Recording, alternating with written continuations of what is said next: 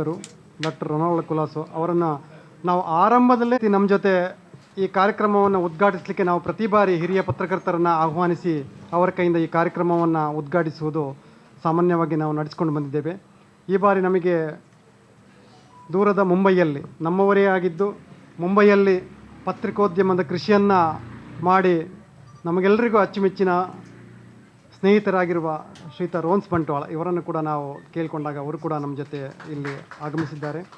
Srinivas ನಾಯಕಿಂದ J Ramakrishna Harish ಅವರು ನಮ್ಮ ಜೊತೆ ಕಾರ್ಯಕ್ರಮಕ್ಕೆ ಆಗಮಿಸಿದ್ದಾರೆ.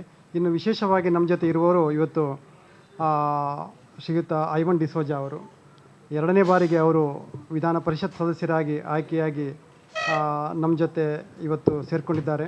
ಅವರನ್ನು ಮುಂದೆ ಇನ್ನೊಂದು ಬಾರಿ ನಾವು ಇಲ್ಲಿ ಮತ್ತೊಮ್ಮೆ ಅವರನ್ನು ವಿಶೇಷವಾಗಿ ಆಹ್ವಾನಿಸುವ ಇವತ್ತು ಅವರು ನಮ್ಮ ಜೊತೆ ಸೇರಿಕೊಂಡಿದ್ದಾರೆ. ಈ ಎಲ್ಲ ಅತಿಥಿಗಳನ್ನು ಸ್ವಾಗತಿಸಲಿಕ್ಕೆ ಮತ್ತು ಪ್ರಾಸ್ತಾವಿಕವಾಗಿ ಮಾತನಾಡಲಿಕ್ಕೆ ನಾನು ನಮ್ಮ ಪ್ರೆಸ್ ಕ್ಲಬ್ನ ಅಧ್ಯಕ್ಷ ಶ್ರೀಯುತ ಹರೀಶ್ ರೈ ಅವರನ್ನು ಕೇಳ್ಕೊಳ್ತೇನೆ. ಆರ್ ಸಿ ಭಟ್ರವರು ಉಲ್ಲೇಖ ಮಾಡಿದರು, ನಾವು ಮಂಗಳೂರು ಪ್ರೆಸ್ ಕ್ಲಬ್ನಿಂದ ಒಂದು ಹೊಸದಾದ ಏನಾದರೂ ಕಾರ್ಯಕ್ರಮಗಳನ್ನು ಆಯೋಜನೆ ಮಾಡಬೇಕು ಎಂದು ಯೋಚನೆ ಮಾಡ್ತಾ ಇದ್ದೆವು. ಆಗ ನಮ್ಮ ಕಣ್ಣ ಮುಂದೆ ಇದ್ದದ್ದು ಸಾಮಾನ್ಯವಾಗಿ ಕರಾವಳಿ ಅಂತ ಹೇಳುವಾಗ ದಕ್ಷಿಣ ಕನ್ನಡ ಜಿಲ್ಲೆ ಇವತ್ತು ಧಾರ್ಮಿಕವಾಗಿರ್ಬೋದು, ಸಾಮಾಜಿಕವಾಗಿರ್ಬೋದು, ರಾಜಕೀಯವಾಗಿರ್ಬೋದು, ಉದ್ಯಮ ಕ್ಷೇತ್ರ ಇರ್ಬೋದು, ಶಿಕ್ಷಣ ಕ್ಷೇತ್ರ ಇರ್ಬೋದು, ತುಂಬ ಮಂದಿ ದೇಶ ವಿದೇಶಗಳಲ್ಲಿ ಇವತ್ತು ಸಾಧಕರು ಗುರುತಿಸಿಕೊಂಡು ಸಾಧನೆಯ ಮಣ್ಣಿದು. ಈ ಸಾಧಕರನ್ನು ನಮ್ಮಲ್ಲಿಗೆ ನಮಗೆ ಗೊತ್ತಿರ್ತದೆ, ಅವರ ಸಾಧನೆ ಬಗ್ಗೆ ಗೊತ್ತಿರ್ತದೆ, ನಾವೆಲ್ಲ ಪತ್ರಿಕೆಯಲ್ಲಿ ದಿವಸ ಅವರ ಬಗ್ಗೆ ಬರಿತಾ ಇರ್ತೇವೆ. ಆದರೆ ಆ ಹಂತಕ್ಕೆ ಅವರು ಹೇಗೆ ಬಂದರು, ಆ ಹಂತಕ್ಕೆ ಅವರು ತಲುಪಿದ್ದು ಹೇಗೆ ಅಂತ ಹೇಳುವಂಥದ್ದೊಂದು ಅವರ ಜೀವನದೊಂದು ಹಾದಿ ಇರ್ತದೆ. ಯಾರು ರಾತ್ರಿ ಬೆಳಗಾಗುವಾಗ ಡಾಕ್ಟರ್ ರೊನಾಲ್ಡ್ ಕುಲಾಸೋ ಆಗೋದಿಲ್ಲ. ತುಂಬ ವರ್ಷದ ಒಂದು ಪರಿಶ್ರಮ, ಅವರ ಬೆವರು, ಅವರ ಒಂದು ಸಮರ್ಪಣಾ ಮನೋಭಾವದ ದುಡಿಮೆ ಅವರನ್ನು ಆ ಹಂತಕ್ಕೆ ಸಾಧಕರನ್ನು ಕೊಂಡೊಯ್ತದೆ.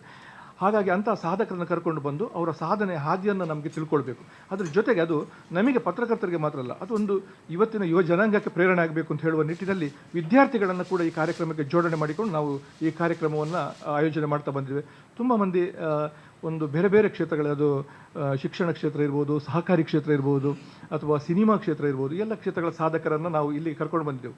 ನಾವು ಈ ಕಾರ್ಯಕ್ರಮ ಆಯೋಜನೆ ಮಾಡುವಾಗ ಒಂದು ಲಿಸ್ಟ್ ಮಾಡಿದ್ದೆವು, ದಕ್ಷಿಣ ಕನ್ನಡ ಜಿಲ್ಲೆಯಲ್ಲಿ ಯಾರೆಲ್ಲ ವಿಶೇಷ ಸಾಧನೆ ಮಾಡಿದವರಿದ್ದಾರೆ ಅಂತ. ಆಗ ರೊನಾಲ್ಡ್ ಕುಲಾಸೋ ಸರ್ ಹೆಸರು ನಾವು ಆರಂಭದಲ್ಲೇ ಇತ್ತು. ಆದರೆ ನಮಗೆ ಗೊತ್ತಿದೆ ಅವರು ಕಾರ್ಯಕ್ರಮಗಳಿಗೆ ತುಂಬ ದೇಶ ವಿದೇಶಗಳಲ್ಲಿ ಅವರ ಉದ್ಯಮ ಇರುವ ಕಾರಣ ಅವರು ಮಂಗಳೂರಿಗೆ ಭಾಳ ಬಂದಾಗ ಕೂಡ ಅವರ ಬ್ಯುಸಿ ಶೆಡ್ಯೂಲ್ಗಳಿರ್ತದೆ. ಅವರ ಯಾವುದೋ ಒಂದು ಕಾರ್ಯಕ್ರಮ ಅಥವಾ ಕುಟುಂಬದ ಕಾರ್ಯಕ್ರಮಗಳಿಗೆ ಅಥವಾ ಯಾವುದಾದ್ರೂ ಸಾಮಾಜಿಕ ಕಾರ್ಯಕ್ರಮಗಳಿಗೆ ಬರುವಾಗ ಮಾತ್ರ ಈ ಕಾರ್ಯಕ್ರಮವನ್ನು ಜೋಡಣೆ ಮಾಡಬೇಕು. ನಾನು ಮೊದಲೇ ನಮ್ಮ ಸಮಿತಿಯ ಸದಸ್ಯರಾದ ದಯಾ ಕುಕ್ಕಾಜಿ ಅವರಿಗೆ, ಡೆನ್ನಿಸ್ ಅವರಿಗೆಲ್ಲ ಹೇಳಿದೆ, ಸರ್ ಬಂದಾಗ ನಮಗೊಂದು ಅವರ ಸಮಯವನ್ನು ಕೊಡುವಂಥ ಕೆಲಸವನ್ನು ತಾವು ಮಾಡಬೇಕು ಅಂತ. ಭಾಳ ಖುಷಿ ನಮಗೆ ಮತ್ತು ಭಾಳ ಗೌರವ. ನಮ್ಮದು ಪ್ರೆಸ್ ಕ್ಲಬ್ಗೆ ಗೌರವ ಅಂತ ನಾನು ಅಂದ್ಕೊಂಡಿದ್ದೆ. ನಾವು ಅವರಿಗೆ ಗೌರವ ಕೊಡೋದಕ್ಕಿಂತಲೂ ಇವತ್ತು ಇಂತಹ ಒಂದು ಸಾಧಕರು ನಮ್ಮ ಕಾರ್ಯಕ್ರಮಕ್ಕೆ ಬಂದಿದ್ದಾರೆ ಅಂತೇಳಿ ನಮಗೆ ಅತ್ಯಂತ ಹೆಮ್ಮೆ ಮತ್ತು ಖುಷಿಯ ವಿಷಯ. ನಾನು ರೊನಾಲ್ಡ್ ಕುಲಾಸೋ ಅವರನ್ನು ಸುದೀರ್ಘವಾಗಿ ಪರಿಚಯ ಮಾಡಲಿಕ್ಕೆ ಹೋಗೋದಿಲ್ಲ, ಯಾಕೆಂತೇಳಿದರೆ ನಾವು ವಿದ್ಯಾರ್ಥಿಗಳಿಗೆ ಮತ್ತು ನಿಮಗೆ ಅವರ ಒಂದು ಪರಿಚಯದ ಒಂದು ಪುಸ್ತಕವನ್ನು ನಿಮಗೆ ಕೊಡಲಿಕ್ಕಿದ್ದೇವೆ. ನನ್ನ ಅನುಭವದ ಒಂದು ಮಾತನ್ನು 2 ನಿಮಿಷದಲ್ಲಿ ಹೇಳಿ ನಿಮ್ಮಂದೆ ಮುಗಿಸ್ತೇನೆ. ನಾವು ಬೆಂಗಳೂರಿನಲ್ಲಿ ನಮ್ಮ ಪತ್ರಕರ್ತರೆಲ್ಲ ಒಂದು ಬಾರಿ ಅಲ್ಲಿಗೆ ಭೇಟಿ ನೀಡುವಂಥ ಒಂದು ಅವಕಾಶ ಇತ್ತು. ನಾವು ಆ ದಿವಸ ರೊನಾಲ್ಡ್ ಕುಲಾಸೋ ಅವರ ಒಂದು ಗ್ರಾಮಾಂತರ ಪ್ರದೇಶದಲ್ಲಿ ಕೆಲವು ಅವರ ಯೋಜನೆಗಳು, ಅವರು ಮಾಡಿದಂಥ ಸಮಾಜಮುಖಿ ಕಾರ್ಯಕ್ರಮಗಳನ್ನು ವೀಕ್ಷಣೆ ಮಾಡಬೇಕು ಅಂತೇಳಿ ನಾವು ಅಲ್ಲಿಗೆ ತೆರಳಿದ್ದೆವು. ನಮ್ಮನ್ನು ಮೊದಲು ಕರ್ಕೊಂಡು ಹೋದವರು ಒಂದು ಬಹಳ ದೊಡ್ಡ ಒಂದು ಚರ್ಚ್, ಇಡೀ ಚರ್ಚಿನ ಒಂದು ನಿರ್ಮಾಣವನ್ನು ರೊನಾಲ್ಡ್ ಕುಲಾಸೋ ಅವರು ನಿರ್ಮಾಣ ಮಾಡಿದೆವರು ಅಂತ ನಮಗೆ ತಿಳಿಸಿದರು. ಸಹಜವಾಗಿ ನಾವು ಪತ್ರಕರ್ತರಿಗೆ ನಮ್ಮದು ಸ್ವಲ್ಪ, ನಾನು ಸೇರಿದ ನಮ್ಮನ್ನು ಸ್ವಲ್ಪ ಸಂಕುಚಿತ ಮನವನ್ನು ನಾವೇನು ಯೋಚನೆ ಮಾಡ್ತೇವೆ ಅಂದರೆ, ರೊನಾಲ್ಡ್ ಕುಲಾಸೋ ಅವರು ಕ್ರೈಸ್ತ ಸಮುದಾಯದವರು, ಏನೋ ಅವರ ಸಮುದಾಯಕ್ಕೆ ಒಂದು ಭಾಳ ದೊಡ್ಡ ಚರ್ಚನ್ನು ಕಟ್ಟಿಕೊಟ್ಟಿದ್ದಾರೆ ಅಂತ ನಾವು ಯೋಚನೆ ಮಾಡಿದೆವು. ಆಮೇಲೆ ನಾವು ಅಲ್ಲಿ ಬೇರೆ ಬೇರೆ ಪ್ರದೇಶಗಳಿಗೆ ಹೋದೆವು. ನಾವು ಒಂದು ಹಳ್ಳಿಗೆ ಹೋದೆವು. ಆ ಹಳ್ಳಿಯ ಜನ ಹೇಳ್ತಾರೆ, ಆ ಹಳ್ಳಿಗೆ ರಸ್ತೆಯನ್ನು ರೊನಾಲ್ಡ್ ಕುಲಾಸೋ ಅವರು ಮಾಡಿದ್ದಾರೆ. ಆ ಹಳ್ಳಿಯಲ್ಲಿ ಒಂದು ಶಾಲೆ ಇದೆ, ಆ ಶಾಲೆಯನ್ನು ಕಂಪ್ಲೀಟ್ ಅದರ ಪುನರ್ನಿರ್ಮಾಣ ಕಾರ್ಯವನ್ನು ಮಾಡಿದ್ದಾರೆ. ಅಲ್ಲಿಗೆ ಶಿಕ್ಷಕರು ಬೇಕಾದರೆ ಆ ಶಿಕ್ಷಕರು ಇದನ್ನು ಮಾಡಿದ್ದಾರೆ. ಕುಡಿಯುವ ನೀರನ್ನು ಯೋಜನೆ ಮಾಡಿದ್ದಾರೆ. ಆ ಹಳ್ಳಿಯ ಹುಡುಗರು ಮಕ್ಕಳು ಜನ ಏನು ಹೇಳ್ತಾರೆ ಅಂದರೆ, ಅವರು ದೇವತಾ ಸ್ವರೂಪಿ ಸರ್, ನಮ್ಮ ಊರಿಗೆಲ್ಲ ಸೌಲಭ್ಯವನ್ನು ಕೊಟ್ಟಿದ್ದಾರೆ ಅಂತ ಹೇಳಿದ್ರು. ಮತ್ತು ಅವರೇ ನಮ್ಮನ್ನು ಕರ್ಕೊಂಡ್ರು. ಆ ಊರಿನಲ್ಲಿ ಒಂದು ದೇವಾಲಯ ಇದೆ, ಆ ದೇವಾಲಯವನ್ನು ಜೀರ್ಣೋದ್ಧಾರ ಮಾಡಬೇಕು ಅಂತ ಊರಿನವರೆಲ್ಲ ಪಾಪ ಶ್ರಮ ಪಡೆದು ದುಡಿಯೋ ವರ್ಗದ ಗ್ರಾಮ ಅದು. ಆ ಇಡೀ ದೇವಾಲಯ ನಿರ್ಮಾಣವನ್ನು ನಾನು ಮಾಡಿಕೊಡ್ತೇನೆ ಅಂತೇಳಿ ರೊನಾಲ್ಡ್ ಕುಲಾಸೋ ನಮಗೆ ದೇವಾಲಯ ನಿರ್ಮಾಣ ಮಾಡಿಕೊಟ್ಟಿದ್ದಾರೆ ಅಂತ ಹೇಳಿದರು. ಆಮೇಲೆ ನಾವು ಹೊರಗಡೆ ಹೋದೆವು. ನಾವು ಅಲ್ಲಿ ಒಂದು ಸರಿಗೆ ನೆನಪುಂಟ ಇಲ್ವೋ, ಅದೇನೋ ಚೋಳರ ಕಾಲದ ಒಂದು ದೇವಾಲಯ ಅಂತೆ, ನಿಮ್ಮ ಬೇಲೂರು ಹಳೆಬೀಡಿನ ರೀತಿ ಒಂದು ಸಣ್ಣ ದೇವಾಲಯ. ಅದನ್ನು ಸರ್ಕಾರದ ಮಟ್ಟದ ಚೆನ್ನಕೇಶ್ವರ ದೇವಸ್ಥಾನ ಅಲ್ಲಲ್ಲ, ಬೇಲೂರಿನಲ್ಲ, ಒಂದು ಹಳ್ಳಿಯ ಪ್ರದೇಶ. ಬಹಳ ಪುರಾತನವಾದ ದೇವಾಲಯ. ಆ ದೇವಾಲಯದಿಂದ ಆ ಊರಿನವರು ಕೂಡ ಅವರಿಗೆ ವಿನಂತಿ ಮಾಡಿಕೊಂಡಾಗ ಇಡೀ ಆ ದೇವಾಲಯದ ಅದು ಯಥಾಸ್ಥಿತಿಯಲ್ಲಿ ಆ ಹಳೆಯ ದೇವಸ್ಥಾನ ಹೇಗಿದೆ ಅದನ್ನು ಪುನರ್ನಿರ್ಮಾಣದ ಕಾರ್ಯವನ್ನು ಕೂಡ ನಮಗೆ ರೊನಾಲ್ಡ್ ಕುಲಾಸ್ ಸರ್ ಮಾಡಿಕೊಟ್ಟಿದ್ದಾರೆ ಅಂತ ಆ ಮಾತನ್ನು ಆ ಊರಿನವ್ರು ಹೇಳಿದ್ದು. ನಾನು ಯಾಕೆ ಅವರನ್ನು ಸುದೀರ್ಘವಾಗಿ ಪರಿಚಯ ಮಾಡಲಿಕ್ಕೆ ಮೊದಲು ಈ ಮಾತನ್ನು ನಿಮಗೆ ಯಾಕೆ ಹೇಳಿದ್ದೇನೆ ಅಂತ ಹೇಳಿದರೆ, ಇವತ್ತು ಉದ್ಯಮ ಕ್ಷೇತ್ರದಲ್ಲಿ ನಾವು ಸಿರಿವಂತರಾದಾಗ ಸಮಾಜಮುಖಿ ಕಾರ್ಯಕ್ರಮ ಎಲ್ಲರೂ ಮಾಡ್ತಾರಂತಲ್ಲ, ಆದರೆ ಅವರ ಆರಂಭದ ದಿನದಿಂದ ಅವರು ಉದ್ಯಮ ಕ್ಷೇತ್ರದಲ್ಲಿ ಹೇಗೆ ಹಂತ ಹಂತವಾಗಿ ಮೇಲೆ ಬಂದು ಅವರ ಮಾತುಗಳಲ್ಲಿ ಕೇಳ್ತೇವೆ ನಾವು. ಆ ಹಂತಕ್ಕೆ ಬಂದ ಮೇಲೆ ಅವರು ಇವತ್ತು ಸಮಾಜಮುಖಿ ಕಾರ್ಯಕ್ರಮಗಳಲ್ಲಿ ಅಥವಾ ಸಮಾಜಕ್ಕೆ ಅವರಿಂದ ಏನು ಅರ್ಪಣೆ ಆಗಬೇಕು ಅನ್ನೋದು ದೊಡ್ಡ ಮಟ್ಟದಲ್ಲಿ ನಾನು ನೋಡಿದೆ. ಒಂದು ನ್ಯಾಯಾಧೀಶರ ಕಟ್ಟಡವನ್ನು ಬೆಂಗಳೂರಿನಲ್ಲಿ ನಿರ್ಮಾಣ ಮಾಡಿ ಆ ದಿವಸ ಎಲ್ಲ ನಾವು ಅವರ ಯೋಜನೆಗಳನ್ನು ನೋಡ್ಲಿಕ್ಕೆ ಹೋಗಿದ್ದೆವು. ಒಂದು ಪೊಲೀಸ್ ಠಾಣೆಯನ್ನು ಪೂರ್ತಿಯಾಗಿ ಅವರೇ ಕಟ್ಟಿ ಸರ್ಕಾರಕ್ಕೆ ಒಪ್ಪಿಸಿದ್ದಾರೆ. ಸದಾನಂದ ಗೌಡರು ಮುಖ್ಯಮಂತ್ರಿ ಇದ್ದಾಗ ಅವರು ಸದಾನಂದ ಗೌಡರು ಇಲ್ಲಿ ಅಲ್ಲ ಸರ್, ಸದಾನಂದ ಗೌಡರು ಇಲ್ಲಿ ಬಂದಾಗೆಲ್ಲ ನಮಗೆ ಕಾರ್ಯಕ್ರಮಕ್ಕೆ ಹೇಳ್ತಿದ್ರು, ರೊನಾಲ್ಡ್ ಕುಲಾಸ್ ಅವರು ಒಂದು ರಸ್ತೆ ನಿರ್ಮಾಣ ಮಾಡಿಕೊಟ್ಟಿದ್ದಾರೆ, ನಾನು ಹೇಳಿದ್ದಕ್ಕೆ ಒಂದು ಕಾಂಕ್ರೀಟ್ ರಸ್ತೆಯನ್ನೇ ನಿರ್ಮಾಣ ಮಾಡಿಕೊಟ್ಟಿದ್ದಾರೆ ಅಂತ ಅವರು ಇಲ್ಲಿ ಬಂದಾಗ ಭಾಷಣದಲ್ಲೆಲ್ಲ ನಿಮ್ಮನ್ನು ಉಲ್ಲೇಖ ಮಾಡ್ತಾ ಇದ್ರು. ಹೇಗೆ ಸಾರ್ವಜನಿಕರು ಹೇಗೆ ಕೊಡುಗೆ ಕೊಡಬಹುದು ಒಂದು ಗ್ರಾಮ ಅಭಿವೃದ್ಧಿಗೆ ಅಂತ ಹೇಳುವಂಥ ಮಾತನ್ನು ಹೇಳ್ತಿದ್ರು. ಇವತ್ತು ನಿಮಗೆ ಯಾವ ಒಬ್ಬರು ಸಾಮಾನ್ಯ ಒಂದು ಮೂಡಬಿದಿರೆ ಅಂತ ಒಂದು ಪ್ರದೇಶದಿಂದ ಒಂದು ಸಾಮಾನ್ಯ ಕುಟುಂಬದಿಂದ ಬಂದ ರೊನಾಲ್ಡ್ ಕುಲಾಸ್ ಅವರು ಒಂದು ಯಾವ ಹಂತದ ಗೌರವವನ್ನು ಇವತ್ತು ಪಡ್ಕೊಂಡಿದ್ದಾರೆ ಅಂತ ಹೇಳಿದರೆ, ನಾನು ನೋಡ್ತಾ ಇದ್ದೆ ಅಮೇರಿಕದ ಅಧ್ಯಕ್ಷರ ಮನೆಯಲ್ಲಿ ಬೆಳಗಿನ ಒಂದು ಉಪಹಾರ ಕೂಟದಲ್ಲಿ ಒಂದು 140 ದೇಶದವರನ್ನು ಆಹ್ವಾನ ಮಾಡ್ತಾರೆ. ಆ ದೇಶದಲ್ಲಿ ಭಾರತದ ಪ್ರಧಾನಿಯಾಗಿ ರೊನಾಲ್ಡ್ ಕುಲಾಸ್ ಅವರು ಭಾಗವಹಿಸಿದ್ದಾರೆ ಅಂತ ಹೇಳಿದ್ದನ್ನು ಭಾಳ ವರ್ಷದ ಹಿಂದೆ ಡೊನಾಲ್ಡ್ ಟ್ರಂಪ್ ಅವರು ಅಧ್ಯಕ್ಷ ಆಗಿದ್ದಾಗ ಅದಕ್ಕೆ ಅತಿಥಿಯಾಗಿ ಅವತ್ತು ಅವರು ಅವ್ರಿಗೆ ಹೇಳ್ಬೋದಿತ್ತು, ನನಗೆ ಭಾಳ ಖುಷಿಯಾಯಿತು, ನನ್ನ ಜೀವನದ ಭಾಳ ದೊಡ್ಡ ಆದರೆ ನಾನು ಆ ದಿವಸ ಹೋಗಿ ಅವರ ಮಾತುಗಳು ಏನಿತ್ತು ಅಂತ ಹೇಳಿದ್ದನ್ನು ಭಾಳ ಗಮನಿಸಿದೆ. ಅವ್ರು ಹೇಳಿದರು, ನನ್ನ ದೇಶವನ್ನು, ನಾನು ಭಾರತವನ್ನು ಇಲ್ಲಿ ಪ್ರತಿನಿಧಿಸಿದೆ ಅಂತ ಹೇಳುವಂಥದ್ದೇ ನನಗೆ ಭಾಳ ದೊಡ್ಡ ಹೆಮ್ಮೆ ಅಂತ ಹೇಳುವಂಥ ಒಂದು ಮಾತು ನನಗೆ. ಅದಕ್ಕೋಸ್ಕರ ಇವತ್ತು ಹಣ ಉದ್ಯಮದಲ್ಲಿ ಅಲ್ಲ, ಬಟ್ ಅವರು ಆ ಕ್ಷೇತ್ರಕ್ಕೆ ಹೋದ ಮೇಲೆ ಅವರ ಸಮಾಜದಲ್ಲಿ ಹೇಗಿರುತ್ತಾರೆ ಅಂತ ಹೇಳುವುದಕ್ಕೆ ನಮ್ಮ ಮುಂದೆ ಶ್ರೇಷ್ಠ ಉದಾಹರಣೆ ಡಾಕ್ಟರ್ ರೊನಾಲ್ಡ್ ಕುಲಾಸ್ ಅವರು ಅಂತ ನಾನು ಅಂದ್ಕೊಂಡಿದ್ದೇನೆ. ಆ ನಿಟ್ಟಿನಲ್ಲಿ ನಾವು ಅವರನ್ನು ಇಲ್ಲಿಗೆ ಇವತ್ತು ಆಹ್ವಾನಿಸಿದಾಗ ಅವರ ಬಿಸಿ ಶೆಡ್ಯೂಲ್ಗಳ ಮಧ್ಯೆ ಕೂಡ ನಮ್ಮ ವಿದ್ಯಾರ್ಥಿಗಳ ಜೊತೆ ಇರಲಿಕ್ಕೆ ರೊನಾಲ್ಡ್ ಕುಲಾಸ್ ಅವರು ಒಪ್ಪಿ ಇಲ್ಲಿಗೆ ಆಗಮಿಸಿದ್ದಾರೆ. ನಾನು ಬಹಳ ಗೌರವದಿಂದ ನಮ್ಮೆಲ್ಲರ ಪರವಾಗಿ ಬಹಳ ಪ್ರೀತಿಯಿಂದ ರೊನಾಲ್ಡ್ ಕುಲಾಸ್ ಅವರನ್ನು ಇಲ್ಲಿಗೆ ಸ್ವಾಗತ ಮಾಡಿಕೊಂಡು ಪುಷ್ಪರಾಜರವರಿಗೊಂದು ಪುಷ್ಪ ನೀಡಿ ಸ್ವಾಗತ ಮಾಡಬೇಕು ಅಂತ ವಿನಂತಿ ಮಾಡ್ತಾ ಇದ್ದೀನಿ.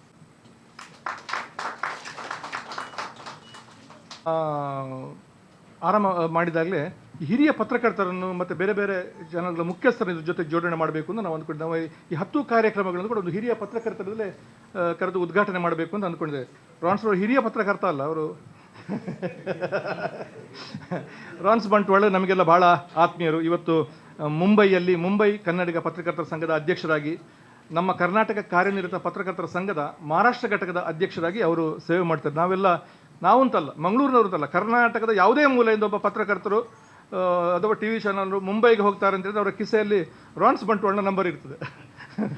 ನಾವು ಮುಂಬೈಗೆ ಹೋದಾಗ ಅಥವಾ ಬೇರೆ ಬೇರೆ ಕಾರ್ಯಕ್ರಮಕ್ಕೆ ಹೋದಾಗ ನಮ್ಮ ಜೊತೆ ಬಹಳ ಆತ್ಮೀಯವಾಗಿ ನಮಗೆ ಯಾವುದೇ ಸಂದರ್ಭದಲ್ಲಿ ಕೂಡ ಪತ್ರಕರ್ತರಿಗೆ ಒಂದು ನೆರವನ್ನು ಕೊಡುವಂಥ ಒಬ್ಬ ಒಳ್ಳೆಯ ಸ್ನೇಹಿತ ರಾನ್ಸ್ ಬಂಟ್ವಾಳ ನಮ್ಮ ಕಾರ್ಯಕ್ರಮಗಳೆಲ್ಲ ಭಾಗವಹಿಸ್ತಾ ಇರ್ತಾರೆ. ಈ ಹಿಂದೆ ಕೂಡ ಕಾರ್ಯಕ್ರಮದಲ್ಲಿ ನಾನು ಅವ್ರಿಗೆ ಹೇಳಿದೆ, ನಾನು ಕಾರ್ಯಕ್ರಮಕ್ಕೆ ಬರ್ತೇನೆ, ಆದರೆ ನಾನು ಉದ್ಘಾಟನೆ ಮಾಡಲಿಕ್ಕೆ ಸ್ಟೇಜಲ್ಲೆಲ್ಲ ನನ್ನನ್ನು ಕೂತ್ಕೊಳಿಸ್ಬಾರ್ದು, ನಾನೇ ಇದೊಂದು ನೀವು ನಮ್ಮ ಮುಂಬೈ ಪತ್ರಕರ್ತರಿಗೆ ಒಂದು ಗೌರವ, ಅದಕ್ಕೋಸ್ಕರ ನೀವು ಇರಬೇಕು ಅಂತ ನಾನು ಅವರಲ್ಲಿ ವಿನಂತಿ ಮಾಡಿಕೊಂಡು ಇವತ್ತು ಗೆಳೆಯ ರಾನ್ಸ್ ಬಂಟ್ವಾಳ ನಮ್ಮ ಜೊತೆ ಇದ್ದಾರೆ. ಅವರನ್ನು ಕೂಡ ನಾನು ಸ್ವಾಗತ ಮಾಡಿಕೊಂಡು ವಿಲ್ಫಿಯರ್ ಅವರಿಗೊಂದು ಪುಷ್ಪ ನೀಡಿ ಸ್ವಾಗತ ಮಾಡಬೇಕು ಅಂತ ವಿನಂತಿ ಮಾಡ್ತೇನೆ. ಸ್ನೇಹಿತರೆ, ನಮ್ಮ ಜೊತೆ ರೊನಾಲ್ಡ್ ಕುಲಾಸ್ ಅವರು ಶ್ರೀಮತಿ ಜೀನ್ ಕುಲಾಸ್ ಅವರು ಇದ್ದಾರೆ. ನಮ್ಮಲ್ಲಿ ಯಾರೇ ಒಬ್ಬ ಪುರುಷ ಸಾಧನೆ ಮಾಡಿದರೆ ಅದು ಖಂಡಿತ ಒಬ್ಬರಿಂದ ಸಾಧ್ಯ ಆಗಿಲ್ಲ. ಅವರ ಮನೆಯ ಆ ಹೆಣ್ಮಕ್ಕಳು ಅವರು ಏನು ಸಹಕಾರ ಕೊಡ್ತಾರೆ ಅದರಿಂದ ಮಾತ್ರ ಯಶಸ್ಸು ಸಾಧ್ಯ ಆಗಿದೆ. ನಾನು ನೋಡಿದೆ, ಸರ್ ಒಂದು ಸಂದರ್ಶನದಲ್ಲಿ ಹೇಳ್ತಾ ಇದ್ರು, ಅವರು ವಿವಾಹ ಆದಾಗಲೇ ಹೇಳಿದ್ರಂತೆ, ನನ್ನ ದುಡಿಮೆ ಹಣವನ್ನು ನಾನು ಸಮಾಜಕ್ಕೆ ಅರ್ಪಿಸ್ತೇನೆ, ಅದಕ್ಕೆ ಒಪ್ಪಿಗೆ ಬೇಕು ಅಂತೇಳಿ ಶ್ರೀಮತಿಯವರಿಗೆ ಮೊದಲೇ ಹೇಳಿದ್ರಂತೆ.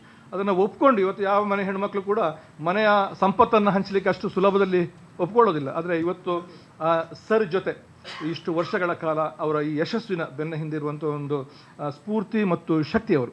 ನಾನು ಶ್ರೀಮತಿ ಜೀನ್ ಕುಲಾಸ್ ಅನ್ನು ಸ್ವಾಗತ ಮಾಡಿಕೊಂಡು ನಮ್ಮ ಜೊತೆ ನಮ್ಮ ಶ್ರೀನಿವಾಸ್ ಯೂನಿವರ್ಸಿಟಿಯ ಜರ್ನಲಿಸಮ್ ಡಿಪಾರ್ಟ್ಮೆಂಟ್ ಮೇಡಮ್ ಇದ್ದಾರೆ, ಅವರು ನಮ್ಮ ಜೊತೆ ಕೆಲಸ ಮಾಡ್ತಾ ಇದ್ದವರು, ನಮ್ಮ ಪತ್ರಕರ್ತರವರು ಸುಷ್ಮಿತರವರಿಗೆ ಪುಷ್ಪ ನೀಡಿ ಸ್ವಾಗತ ಮಾಡಬೇಕು.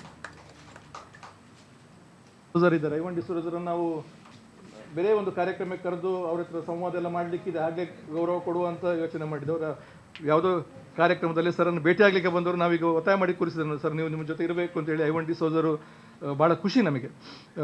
ಮೊನ್ನೆ ಪತ್ರಕರ್ತರು ಮಾತಾಡ್ತಾ ಇದ್ರು, ಐವನ್ ನಿಮ್ಮ ಎದುರು ರಾಜಕಾರಣಿಗಳ ಎದುರು ನಾವು ಹೊಗಳಬಾರ್ದು, ಇಲ್ಲೇ ಮೊನ್ನೆ ಪ್ರೆಸ್ ಕ್ಲಬ್ನಲ್ಲಿ ಕೂತು ಮಾತಾಡಿದ್ರು. ಐವನ್ MLC అయినా భారీ హెడ్ హ్యాండ్ ಅಂತ ಹೇಳ್ತಾ ಇದ್ರು. ನಾನು ಹೇಳಿ ಐವನ್ ಒಂಚಿ ಕೆಲಸ ಹಾಕೊಂಡು ಅರ್ನಾಟಕ ಪೋಂಡ ಜನಕ್ಕೆಲ್ಲ ಬೇಲೆಲ್ಲ ಹಾಕೊಂಡು ನಮ್ಮಲ್ಲಿ ಒಂಜಿ ಕೆಲಸ ಹಾಕೊಂಡು ಐವನ್ ರಾಂಡ ನಂಗೆ ಭಾರಿ ಹೆಡ್ ಹ್ಯಾಂಡ್ ಅಂತ ಒಂದು ಸಾರ್ವಜನಿಕವಾಗಿ ಅಭಿಪ್ರಾಯ. ನಮಗೆ ಸಹ ಭಾಳ ಖುಷಿಯ ವಿಷಯ. ಐವನ್ ಡಿಸೋಜರು ನಾನೆಲ್ಲ ಭಾಳ ವರ್ಷದ ಸ್ನೇಹ ಸರ್ ನಮ್ಮದು. ನಾವೆಲ್ಲ 1980s ಕಾಲೇಜಿನಲ್ಲಿರುವಾಗಲೆಲ್ಲ ವಿದ್ಯಾರ್ಥಿ ಸಂಘದಲ್ಲೆಲ್ಲ ಜೊತೆಗೆ ಇದ್ದವರು. ಐವನ್ ಇವತ್ತು ರಾಜಕಾರಣಿಯಾಗಿ ಬಹಳ ಯಶಸ್ವಿ ಒಬ್ಬ ರಾಜಕಾರಣಿಯಾಗಿ 2ನೇ ಬಾರಿಗೆ ಕರ್ನಾಟಕದ ಒಂದು ಸರ್ಕಾರ ಅವರಿಗೆ ವಿಧಾನ ಪರಿಷತ್ನಲ್ಲಿ ಮುಂದಿನ 6 ವರ್ಷಗಳ ಕಾಲ ಒಂದು ಜನಗಳ ಸೇವೆ ಮಾಡುವಂಥ ಒಂದು ಅವಕಾಶವನ್ನು ಐವನ್ ಡಿಸೋಜರಿಗೆ ಕೊಟ್ಟು ನಮಗೇನೋ ಸುದ್ದಿ ಬಂತು, ಎಲ್ಲಾದರೂ ಸಚಿವ ಸಂಪುಟ ಜಿಲ್ಲಾ ಪಂಚಾಯತ್ ಚುನಾವಣೆ ನಂತರ ಅಂತೆ ಅಲ್ಲಾದರೆ ಐವನ್ ಡಿಸೋಜರು ದಕ್ಷಿಣ ಕನ್ನಡ ಜಿಲ್ಲೆಯ ಒಂದು ಉಸ್ತುವಾರಿ ಸಚಿವರು ಬಂದರೂ ಕೂಡ ಆಶ್ಚರ್ಯ ಇಲ್ಲ ಅಂತ ಹೇಳುವಂಥ ಒಂದು ಆ ಹಾರೈಕೆ ನಮ್ಮದೆಲ್ಲ.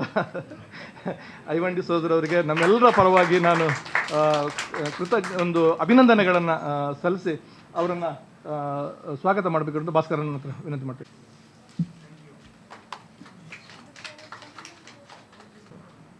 ನಾನು ಸಮಯದ ವಿಳಂಬ ಒಂದೊಂದೇ ಮಾತಿನಲ್ಲಿ ಎಲ್ಲರಿಗೂ ಸ್ವಾಗತ ಕೊಡ್ತೇನೆ. ನಮ್ಮ ಜೊತೆ ಅವರು ಕೂಡ ಸ್ಟ್ಯಾನಿ ಅವರು ನಿನ್ನೆ ಅಧಿಕಾರ ಸ್ವೀಕಾರ ಮಾಡಿದ್ರಿ ಅಂತಲ್ಲ, ಇವತ್ತಾ ನಿನ್ನೆ ಉಳಿದ ಅಕಾಡೆಮಿಯವರೆಲ್ಲ ಸ್ವೀಕಾರ ಮಾಡಿ, ಅದೇ ತುಳುವಿನ ಎಲ್ಲವೆಲ್ಲ ನಿನ್ನೆ ಬ್ಯಾರೆ. ಹೌದು ನೋಡಿ, ಕೊಂಕಣಿ ಸಾಹಿತ್ಯ ಅಕಾಡೆಮಿ ಅಧ್ಯಕ್ಷರಾಗಿ ಸ್ಟ್ಯಾನಿ ಅವರ ಹೆಸರು ಪ್ರೆಸ್ ಕ್ಲಬ್ಗೆ ಬಂದರೆ ಮುಂದಿನ ದಿವಸ ಅವರನ್ನು ಕರೆದು ಅವರು ಒಂದು 5-6 ತಿಂಗಳು ಕಳೆದ ಮೇಲೆ ಅವರ ಯೋಜನೆಗಳು ಅಕಾಡೆಮಿಯ ಕೆಲಸಗಳ ಬಗ್ಗೆ ನಾವೆಲ್ಲ ಒಂದು ಸಂವಾದ ಕಾರ್ಯಕ್ರಮ ಮಾಡಲಿಕ್ಕಿದ್ದೇವೆ. ಸರ್ ಅಭಿನಂದನೆಗಳು. ಭಾಳ ಖುಷಿ ನಮಗೆ. ನಮ್ಮ ಸ್ನೇಹಿತರೊಬ್ಬರು ನಮಗೆ ನಮ್ಮ ಪತ್ರಕರ್ತರಾದ ತಾರನಾಥ್ ಗಟ್ಟಿ ಅವರು ತುಳು ಸಾಹಿತ್ಯ ಅಕಾಡೆಮಿ ಅಧ್ಯಕ್ಷರಾಗಿದ್ದಾರೆ. ನಿಮಗೆ ಕೊಂಕಣಿ ಸಾಹಿತ್ಯ ಅಕಾಡೆಮಿಯ ಕೆಲಸ ಮಾಡುವ ಅವಕಾಶ ಇದೆ. ಜಿತೇಂದ್ರ ಕುಂದಿಶ್ ನಮ್ಮ ಈ ಕಾರ್ಯಕ್ರಮದ ಸಂಯೋಜಕರು. ಆತ್ಮೀಯರಾದ ಡೆನ್ನಿಸ್ ಡಿಸಿಲ್ವರು ಇದ್ದಾರೆ, ಯುವ ನಾಯಕರು. ಈ ಹಿಂದೆ ಕೇಂದ್ರ ಸರ್ಕಾರದಲ್ಲಿ ಟೆಲಿಕಾಮಿನ ಒಂದು ಸಲಹಾ ಸಮಿತಿಯ ಸದಸ್ಯರಾಗಿ ಕೆಲಸ ಮಾಡುವಂಥ ಒಂದು ಅವಕಾಶ ಡೆನ್ನಿಸ್ ಡಿಸಿಲ್ವರ್ಗಿತ್ತು. ನಮ್ಮ ಆತ್ಮೀಯರಾದ ಡೆನ್ನಿಸ್ ಅವರನ್ನು ಸ್ವಾಗತ ಮಾಡಿಕೊಂಡು ರೇಮಂಡ್ ಅವರಿಗೆ ಪುಷ್ಪಗುಚ್ಛ ನೀಡಿ ಸ್ವಾಗತ ಮಾಡಬೇಕು ಅಂತ ವಿನಂತಿ ಮಾಡ್ತಿದ್ದೇನೆ. ಲಿಂಕ್ ಅಡಿಕ್ಷನ್ ಸೊಸೈಟಿಯ ಗೌರವ ಕಾರ್ಯದರ್ಶಿಯವರಾದ ಆಸ್ಟಿನ್ ಫೆರಿಸ್ ಅವರಿದ್ದಾರೆ. ಅವರಿಗೆ ಸತೀಶ್ ಅವರಿಗೆ ಸ್ವಾಗತ ಮಾಡಬೇಕು ವಿನಂತಿ ಮಾಡ್ತೀನಿ. ಸರ್ ಇದ್ದಾರೆ, ನಾನು ಅವರಿಗೆ ಆಮಂತ್ರಣ ಮೊನ್ನೆ ಕಳಿಸಿ, ಸರ್ ನೀವು ಈ ಕಾರ್ಯಕ್ರಮದಲ್ಲಿ ಬರಬೇಕು ಅಂತ. ಅವರು ನಮ್ಮ ಒಂದು ಕಾರ್ಯಕ್ರಮದಲ್ಲಿ ಯಾರನ್ನ ಕಾರ್ಯಕ್ರಮ ಬರ್ತಾರೆ ಸರ್, ಈ ಉದ್ಘಾಟನೆ ಮಲ್ತುಕೋಯಾರ ಕಾರ್ಯಕ್ರಮಗಳು. ನಾವು ಅಶೋಕ್ ರೈ ಅವರನ್ನು ರಾಜಕಾರಣಿಯನ್ನು ನಾವು ಕರೀಲಿಲ್ಲ, ಅವರು ಬೆಂಗಳೂರಿನಲ್ಲಿ ಒಂದು ಕಂಬಳ ಮಾಡಿದ ಹಿನ್ನೆಲೆ ಅವ್ರನ್ನ ಕರೆದಿದ್ದೆವು.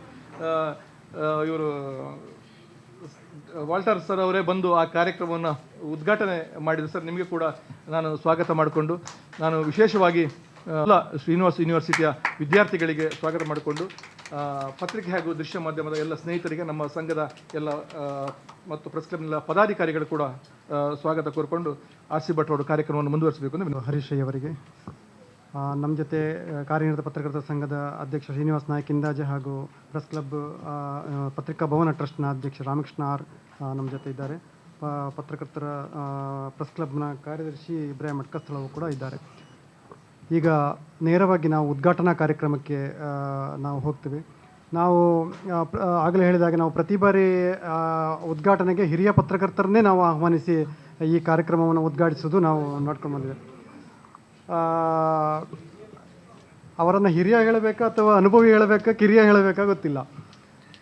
ರೋನ್ಸ್ ಬಂಟ್ವಾಳ ಹೆಸರೇ ಸೂಚಿಸುವ ಹಾಗೆ ಬಂಟ್ವಾಳ ಅವರು ಬಂಟ್ವಾಳದ ನಿವಾಸಿ. ಆದರೆ ಅವರು ಮೂಲತಃ ಪತ್ರಕರ್ತರಲ್ಲ, ಅವರು ಹೇಳಿದ ಹಾಗೆ ಸಿವಿಲ್ ಇಂಜಿನಿಯರ್. ಅವರು ಸಿವಿಲ್ ಇಂಜಿನಿಯರ್ ಆಗಿ ಬಾಂಬೆ ಹಾಗೂ ಉತ್ತರ ಭಾರತದ ಅನೇಕ ಕಡೆ ಕೆಲಸ ಮಾಡಿ ಪತ್ರಿಕೋದ್ಯಮವನ್ನು ನೆಚ್ಚಿಕೊಂಡವರು. ಪತ್ರಿಕೋದ್ಯಮವನ್ನು ನೆಚ್ಚಿಕೊಂಡದ್ದು ಎಷ್ಟು ಅಂತ ಹೇಳಿದರೆ, ಅವರು ಮಹಾರಾಷ್ಟ್ರದಲ್ಲಿ ಒಬ್ಬರು ಮಿನಿಸ್ಟರ್ ಇದ್ದಷ್ಟು ಪವರ್ ಇಟ್ಕೊಂಡವರು. ಒಂದು ಸಾಮಾನ್ಯ ನಾವು ಪ್ರಧಾನಮಂತ್ರಿ ರಾಷ್ಟ್ರಪತಿ ಭವನಕ್ಕೆ ಹೋಗ್ಬೋದು, ಆದರೆ ಕೆಲವು ಈಗ ಬಾಳ್ ಠಾಕ್ರೆ ಅಂತವರ ಮನೆಗೆ ಸಾಮಾನ್ಯದವರಿಗೆ ಹೋಗಲಿಕ್ಕೆ ಸಾಧ್ಯ ಇಲ್ಲದಂಥ ಪರಿಸ್ಥಿತಿ ಇತ್ತು. ಆದರೆ ರೋನ್ಸ್ ಬಂಟ್ವಾಳ ಅವರು ನೇರವಾಗಿ ಅಲ್ಲಿಗೆ ಎಂಟ್ರಿ ತಗೊಳ್ಳುವಂತಹ ಅಷ್ಟು ಪ್ರಭಾವವನ್ನು ಅವರು ಬಾಂಬೆಯಲ್ಲಿ ಮಹಾರಾಷ್ಟ್ರದಲ್ಲಿ ಹೊಂದಿದ್ದಾರೆ ಎನ್ನುವಂಥದ್ದು ನಮ್ಮ ಹೆಮ್ಮೆ. ಸುಮಾರು 27 ವರ್ಷಗಳ ಕಾಲ ಅವರು ಬಾಂಬೆಯಲ್ಲಿ ಹೋಗಿ ಮುಖ್ಯವಾಗಿ ಒಂದು ಪತ್ರಿಕೋದ್ಯಮದ ಕೃಷಿ ಮಾಡಿದ್ದೆ ಅಂತ ಹೇಳಿದರೆ ಅದು ಬಹಳ ದೊಡ್ಡ ಸಾಧನೆ. ಅದು ರಾನ್ಸ್ ಅವರು ಕೇವಲ ಒಂದು ಪತ್ರಿಕೆಗೆ ಅಥವಾ ಒಂದು ಮೀಡಿಯಾಕ್ಕೆ ಅಂತಲ್ಲ, ನಮಗೆಲ್ಲರಿಗೂ ಅವರು ಪ್ರತಿನಿಧಿಯೇ. ಮಂಗಳೂರಿನ ದಕ್ಷಿಣ ಕನ್ನಡದ ಕರ್ನಾಟಕದ ಕನ್ನಡ ಪತ್ರಿಕೆಗಳಿಗೆ ಎಲ್ಲರಿಗೂ ಪ್ರತಿನಿಧಿ ಅವರು. ವೆಬ್ಸೈಟ್ಗಳಿಗೆ, ದೈಜ್ ವರ್ಲ್ಡ್ ಇರ್ಬೋದು, ಬೇರೆ ಬೇರೆ ವೆಬ್ಸೈಟ್ಗಳಿಗೆ, ಆಮೇಲೆ ಟಿ ವಿ ವಾಹಿನಿಗಳಿಗೆ, ಆಮೇಲೆ ಅವರು ಪತ್ರಿಕಾ ರಂಗ ವೃತ್ತಿ ಆರಂಭ ಮಾಡಿದ್ದು ರಾಕ್ನೋ ಕೊಂಕಣಿ ಮೀಡಿಯಾದಿಂದ. ಅಲ್ಲಿಂದ ಬೆಳೆದು ಬಂದು ಅವರು ಒಬ್ಬ ಒಂದು ಸ್ಟಾರ್ ವ್ಯಾಲ್ಯೂನ ಪತ್ರಕರ್ತರು ಅಂತ ಹೇಳಲಿಕ್ಕೆ ನನಗೆ ಭಾಳ ಹೆಮ್ಮೆ ಆಗ್ತಾಯಿದೆ. ಸಾಮಾನ್ಯ ಅದೇನೋ ಅವರು ಮುಂದೆ ಬಿದ್ದು ಹೋಗಿ ಪಡ್ಕೊಂಡದ್ದಲ್ಲ, ಅವರ ವ್ಯಕ್ತಿತ್ವ ಆ ರೀತಿ ಇದೆ. ಅದು ಸಾಮಾನ್ಯದವರಿಗೆ ಅದು ಖಂಡಿತ ಸಿಕ್ಕಲಿಕ್ಕೆ ಸಾಧ್ಯ ಇಲ್ಲ. ಅಷ್ಟು ಸರಳ ವ್ಯಕ್ತಿತ್ವ, ಅಷ್ಟು ಮೇಲ್ಮಟ್ಟಕ್ಕೆ ಅವರು ಹೋಗಿದ್ದಾರೆ ಅಂತ ಹೇಳಿದರೆ ನಮ್ಮ ಪತ್ರಕರ್ತರೆಲ್ಲರಿಗೂ ನಾವು ಅವರನ್ನು ಮಾದರಿಯಾಗಿ ನಾವು ಅವರ ವಿಶೇಷ ಅಂತ ಹೇಳಿದರೆ, ಆಗಲೇ ಹರೀಶ್ ಹೇಳಿದ ಹಾಗೆ ಮಂಗಳೂರಿಂದ ಅಥವಾ ರಾಜ್ಯದಿಂದ ಯಾರೇ ಹೋದರೂ ಕೂಡ, ಇವನ್ನ ಸ್ವಾಮೀಜಿಗಳು ಕೂಡ, ಹಿರಿಯ ಪೇಜಾವರ ಸ್ವಾಮೀಜಿ ಬಾಂಬೆ ಏರ್ಪೋರ್ಟಲ್ಲಿ ಇಳಿದ್ರು ಅಂತ ಹೇಳಿದ್ರೆ ಅಲ್ಲಿ ಎಸ್ಕಾಟ್ ಮಾಡಲಿಕ್ಕೆ ಇರುವವರು ರೋನ್ಸ್ ಬಂಟ್ವಾಲ್. ಅಂದರೆ ಯಾವುದೇ ಧರ್ಮದ ಹಂಗಿಲ್ಲದೆ ರೋನ್ಸ್ ಬಂಟ್ವಾಲ್ ಅಷ್ಟರ ಮಟ್ಟಿಗೆ ಎಲ್ಲರ ಪ್ರೀತಿ ಪಾತ್ರವನ್ನು ಪಡ್ಕೊಂಡಿದ್ದಾರೆ. ಅದು ನಮಗೆ ಹೆಮ್ಮೆ. ನಮ್ಮ ಊರಿನವರಾದ ಕಾರಣ ಅವರನ್ನು ನಾವು ಇವತ್ತು ಈ ಕಾರ್ಯಕ್ರಮಕ್ಕೆ ಉದ್ಘಾಟನೆಗೆ ಆಹ್ವಾನಿಸ್ತೇವೆ. ಅವರು ಈ ಕಾರ್ಯಕ್ರಮವನ್ನು ಉದ್ಘಾಟಿಸಿ ಶುಭ ಕೋರಬೇಕು ಅಂತೇಳಿ ಕೇಳ್ಕೊಳ್ತಾ ಇದ್ದೀನಿ ಸರ್.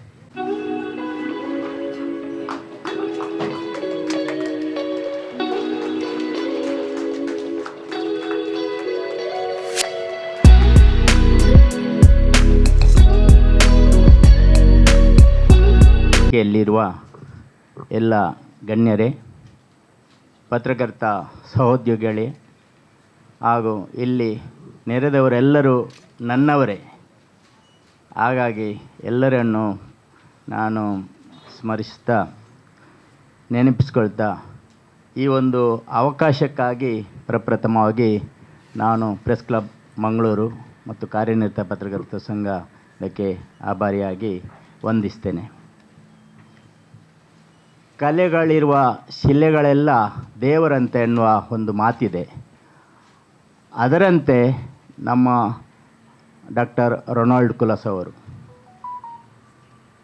ಅವರನ್ನು ನಾನು ಕಳೆದ ಒಂದು ಸಾಧಾರಣ 3.5 ದಶಕಗಳಿಂದ ನಿಕಟವಾಗಿ ನಾನು ನೋಡಿಕೊಂಡವ, ಅನುಭವಿಸಿದ ವ್ಯಕ್ತಿ. ಅವರೊಂದು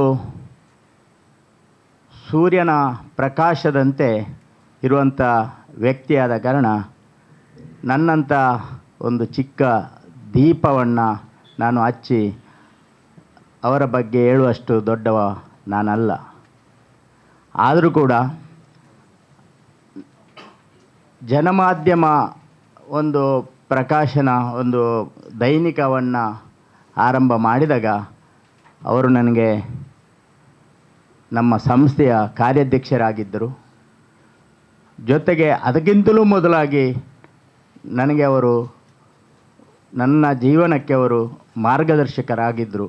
ಆ ಒಂದೇ ಒಂದು ಉದ್ದೇಶವಾಗಿರಿಸಿ ನಾನು ಮೊನ್ನೆಯಷ್ಟೇ ಮುಂಬೈಗೆ ತೆರಳಿದ್ದೆ. ಮತ್ತೆ ವಾಪಸ್ ಇವತ್ತು ಅವರ ಪ್ರೀತಿಗಾಗಿ ಮತ್ತು ಪತ್ರಕರ್ತರ ಈ ಸಂಘಟನೆಗಳು ನನ್ನನ್ನು ಆಹ್ವಾನಿಸಿದ್ದಕ್ಕಾಗಿ ನಾನು ಈ ಒಂದು ವೇದಿಕೆಯನ್ನು ಅಲಂಕರಿಸುವಂತಾಯಿತು. ತೀರಾ ಸರಳ ಸಜ್ಜನಿಕೆಯ ಓರ್ವ ಸರ್ವಸಂಪನ್ನ ಸದ್ಗುಣವುಳ್ಳ ರೊನಾಲ್ಡ್ ಕುಲಸ್ ಅವರು ಎಷ್ಟು ದೊಡ್ಡ ಮಟ್ಟಕ್ಕೆ ಬೆಳೆದಿದ್ದಾರೋ ಅಷ್ಟೇ ಚಿಕ್ಕದಾಗಿ ಅವರು ಈ ಸಮಾಜದಲ್ಲಿ ಬಾಳುತ್ತಾ ನಿಮ್ಮೆಲ್ಲರಿಗೂ ಅವರೊಂದು ಆದರ್ಶ ವ್ಯಕ್ತಿತ್ವವನ್ನು ಮೈಗೂಡಿಸಿದವರು. ಅವರ ವ್ಯಕ್ತಿತ್ವದ ಬಗ್ಗೆ ತಮ್ಮ ಕೈಗೆ ಕೃತಿ ಸೇರಿರ್ಬೋದು, ಅದರಲ್ಲಿ ಎಲ್ಲವೂ ಇದೆ. ಹಾಗಾಗಿ ಆ ಬಗ್ಗೆ ನಾನು ಮಾತನಾಡುವುದು ಸರಿಯಲ್ಲ ಮತ್ತು ಉಚಿತವಲ್ಲ. ಇವರೋರ್ವ ದಯಾಳು, ಪರೋಪಕಾರಿ, ದಾನಶೀಲ ವ್ಯಕ್ತಿಯಾಗಿದ್ದು ಇವರ ನಾಯಕತ್ವ ಮತ್ತು ದೂರದೃಷ್ಟಿ ಎಷ್ಟರ ಮಟ್ಟಿಗಿದೆ ಅಂತ ಹೇಳಿದರೆ, ಅವರು ಎಲ್ಲೋ ವಿದೇಶದಲ್ಲಿದ್ದರೂ ಕೂಡ ತನ್ನ ಜನ್ಮಭೂಮಿಯನ್ನು ಅವರು ಮರೆತವರಲ್ಲ.